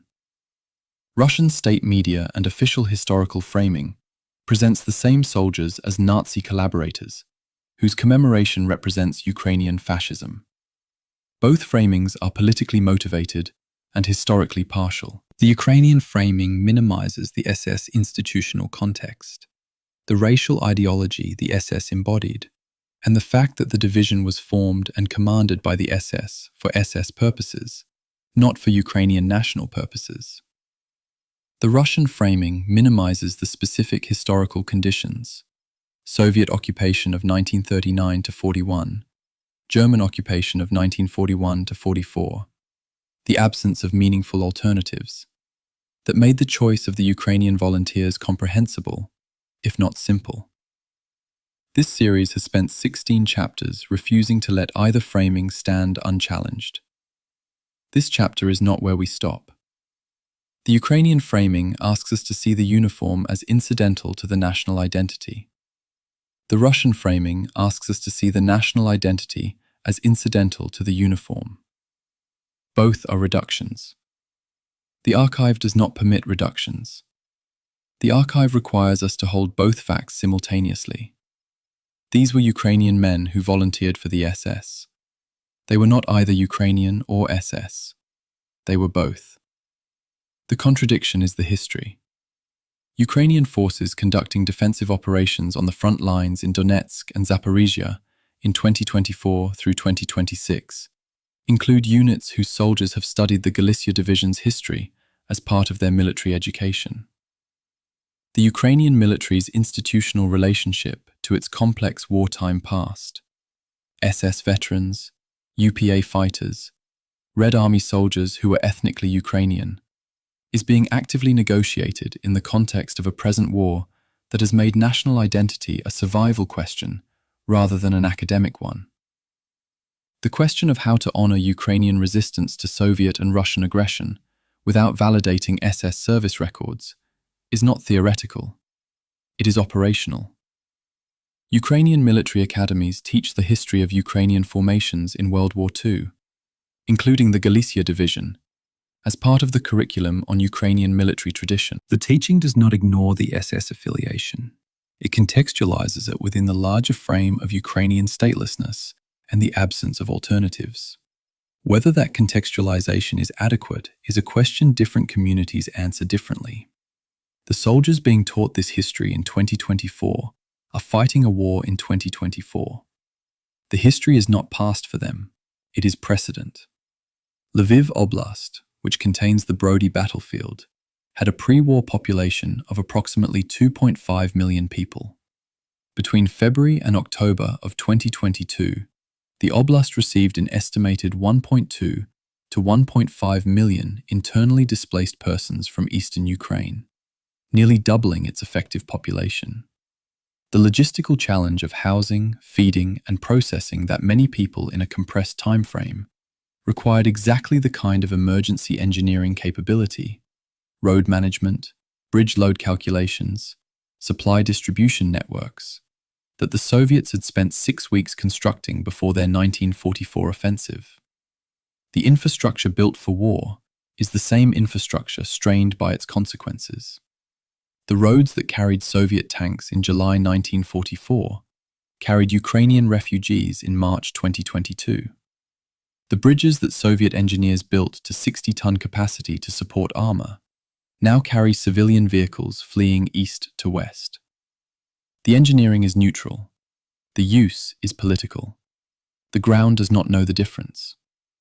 The Sandomierz bridgehead established by the First Ukrainian Front in August 1944, made possible by the destruction of the 13th Corps at Brody, was the launch point for the Vistula-Oder offensive of January 12, 1945, which advanced Soviet forces to within 60 kilometers of Berlin in 23 days. The largest single advance in the history of mechanized warfare, 500 kilometers in 3 weeks, began from a bridgehead whose existence depended on the destruction of 35,000 German and Ukrainian soldiers in 10 days at Brody. The chain of causation runs from the Brody rail junction to the Reichstag. It is documented in Soviet planning records, in the operational maps that show the advance axes, in the logistical tables that calculated fuel and ammunition consumption rates for the Vistula-Oder operation, based on supply depots established during the Lvov-Sandomierz operation. The Brody battlefield is not a discrete event. It is a hinge in a larger sequence. The Soviet victory at Brody in July 1944 made possible the Soviet advance to the Vistula in August. The Vistula bridgehead made possible the advance to the Oder in January 1945. The Oder River line made possible the assault on Berlin in April. The causation is not metaphorical, it is operational. In 2026, the Brody battlefield is within cruise missile range of Russian forces currently fighting in eastern Ukraine. It is within the territory that Russia has identified, in various official statements since 2014, as historically and culturally Russian, part of the so-called Russian world that Russian ideologists claim extends beyond Russia's legal borders. The battle fought there in 1944, over who would control Lviv, over what Ukrainian identity would mean, over which great power would determine the fate of Galicia, has not ended. It has changed its weapons, its uniforms, and its international diplomatic context. The fundamental question, who governs this territory and under what conception of nationhood, is the same question that Hauff's Corps and Konev's tank armies were answering in July 1944. They answered it for 80 years. The answer is currently being renegotiated by force. The battlefield is not past. The question it was fought over is present. The ground is the same ground. Chapter 17. What the Archive Owes. There is no surviving record of what Arthur Hauff said in the hours before he was killed on July 22, 1944. There is no record of his last order, his last observation, or whether he understood in those final hours that the corps he commanded had ceased to exist as a military formation. He was killed. The circumstances are unrecorded. The archive has nothing more to say about him as a person. He is a name in a casualty report and a photograph in a German military archive. The photograph shows a man in a uniform. It does not show what he knew. This final chapter exists to examine what was found, what could not be found, what conflicts remain unresolved, and what the limits of the archive reveal about the limits of knowledge. The discrepancy between the German and Soviet casualty counts for the Brody pocket, 20,000 men by German calculation, 37,000 by Soviet claim, represents approximately 17,000 human beings whose fate is not accounted for in either record. They are not in the German death rolls. They are not in the Soviet prisoner totals. They were there on July 13th. They were not there on July 23rd. The archive does not know where they went. Some were killed and not recorded. Some were captured and not processed through official channels. Some may have successfully concealed themselves as civilians. Some may have joined the UPA. Some may have died of wounds or disease in the days and weeks after the battle, without being counted in either side's casualty figures. The 17,000 are not a historiographical problem to be solved. They are a permanent absence in the record. The honest response is not to claim we know their fates. The honest response is to acknowledge that we do not and cannot with the available evidence. The chapter that broke the original plan for this series was Chapter 9. The intention had been to make it a straightforward account of the breakout attempt on July 21st. What I found, placing Heike's memoir beside the Soviet interrogation transcript of the captured German officer describing the Red Air Force's attack on the column, was that the two accounts of the same event disagree on something fundamental. Heike's memoir attributes the column's destruction primarily to poor coordination of the breakout timing, the implication being that an earlier attempt might have succeeded. The German officer's interrogation testimony places primary blame on the absence of German air cover and the presence of Soviet air superiority. Neither account can be dismissed. Neither can be accepted as complete. The chapter had to be rebuilt around the gap between them, because the gap is the historical truth, not an obstacle to it. The series could have smoothed over that gap, presented a synthetic narrative that incorporated both accounts into a single explanation. It did not, because the gap is what the archive actually contains.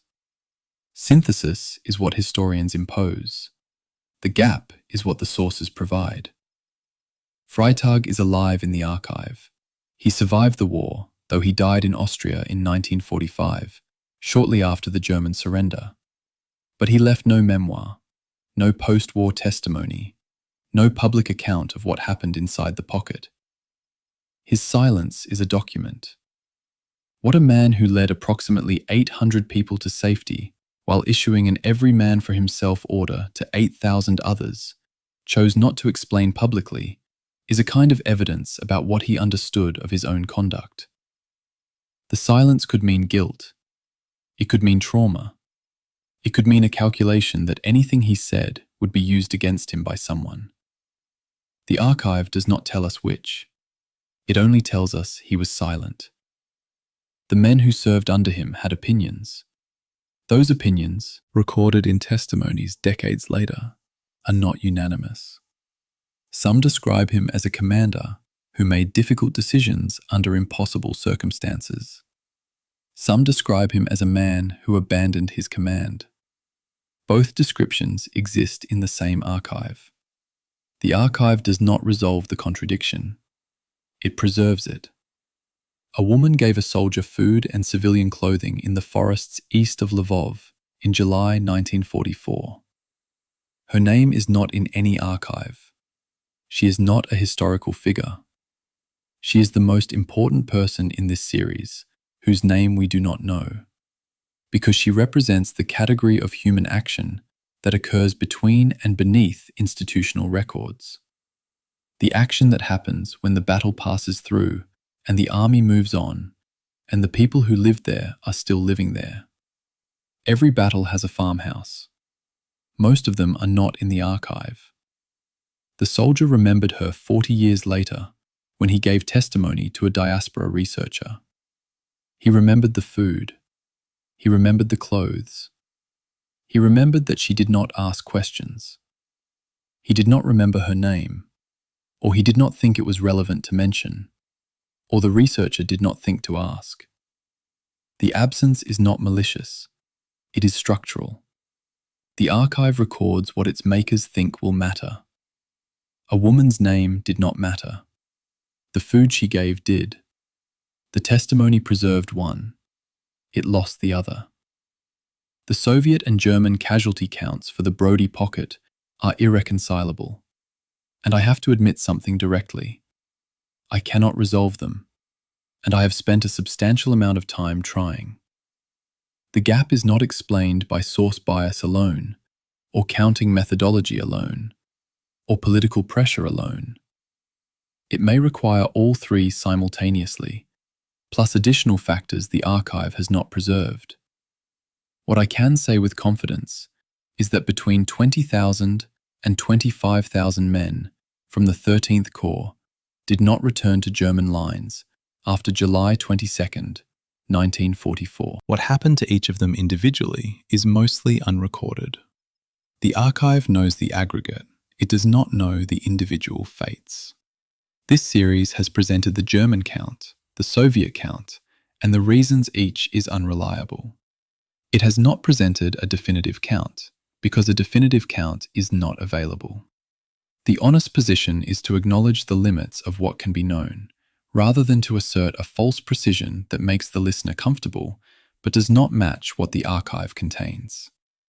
The methodology of this series, primary source anchoring, mandatory source conflict, broken chronology, scope oscillation, is itself a form of argument about how military history should be written when the available sources are institutionally compromised, nationally contested, and morally irreducible.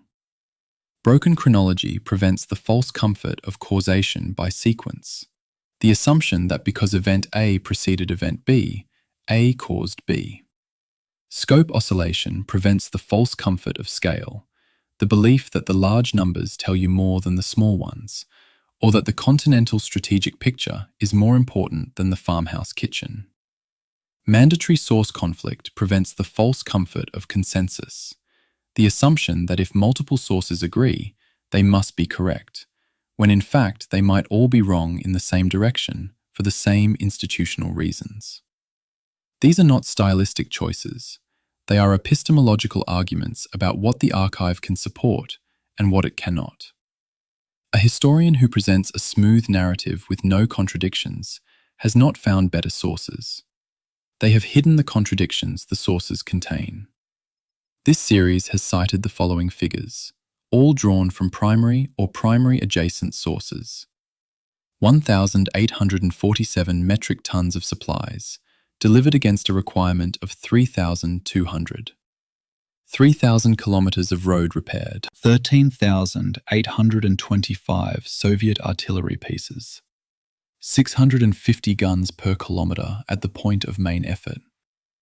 35,000 men in the pocket. 20,000 killed or captured by German count. 37,000 killed and captured by Soviet count, which is impossible. 48,725 Soviet air sorties. 20 serviceable German tanks in the 4th Panzer Army at the crisis point. 9,000 Soviet partisans in the operational rear. 679 kilometers of communications wire. One farmhouse in a forest whose location is not recorded. The final figure is the only one that cannot be checked, and it is the one I return to most often, because it reminds me that the archive measures what institutions think is worth measuring. Institutions measure tons and kilometers. They do not measure the decision a woman makes in her kitchen when a man in a uniform asks for help. The decision happened. The archive did not capture it. History is the gap between what happened and what was recorded. The chain of causation that runs from the Brody battlefield in July 1944 to the Sandomierz bridgehead in August 1944, to the Vistula-Oder offensive in January 1945, to Berlin in April 1945, is not a metaphor or a retrospective narrative device. It is documented in Soviet operational orders, logistical records, and strategic planning documents. The destruction of the 13th Corps at Brody is, in a measurable operational sense, one of the events without which the Vistula-Oder offensive cannot be launched on its historical timeline. Which means that among the threads running from Brody to the end of the war in Europe, one of them leads to the Reichstag. The battle that nobody remembers is connected to the end of the war that everyone remembers. The archive knew this, we just hadn't asked. This series asked. The answer is documented in the tables and maps and logistical calculations that connect one operation to the next. The causation is not dramatic, it is arithmetic. The Brody rail junction mattered because it could move tons per day. The tons moved supported the advance to Lvov. Lvov opened the route to the Vistula. The Vistula bridgehead enabled the advance to the Oder. The Oder line enabled the assault on Berlin. Each step is documented. The sequence is unbroken. The battle at Brody in July 1944 was not decisive in the sense that it changed the outcome of the war. The Germans were going to lose. The battle was decisive in the sense that it determined the timeline and the geography of how the loss occurred. 35,000 men died or were captured to move that timeline forward by a matter of weeks. Whether that trade was worth making is not a question the archive can answer. It is a question the listener has to answer for themselves. The Battle of Brody 1944 is not fully knowable, not because the events are too distant or the records too sparse, but because it sits at the intersection of three national narratives, German, Soviet, Ukrainian, and three moral frameworks, military professionalism, resistance politics, war crimes law, that are genuinely irreconcilable. The honest response to irreconcilability is not synthesis, but clarity about the irreconcilability itself. This series has not resolved the moral questions it began with. It has made them more precise. That is what the archive owes. Not answers, but precision about where the answers cannot be found. The listener who finishes this chapter and thinks, "Now I understand the Battle of Brody," has misunderstood what this series built. The listener who finishes and thinks, "I now understand what I cannot know about the Battle of Brody and why that matters," has understood exactly what was built. The archive does not owe us resolution. It owes us honesty about what it contains and what it does not. 17 chapters, hundreds of thousands of words, thousands of sources examined, and at the end, the farmhouse woman still has no name. That is not a failure of research. That is the condition of history. We know what was measured. We do not know what was not. The difference between those two is where we live.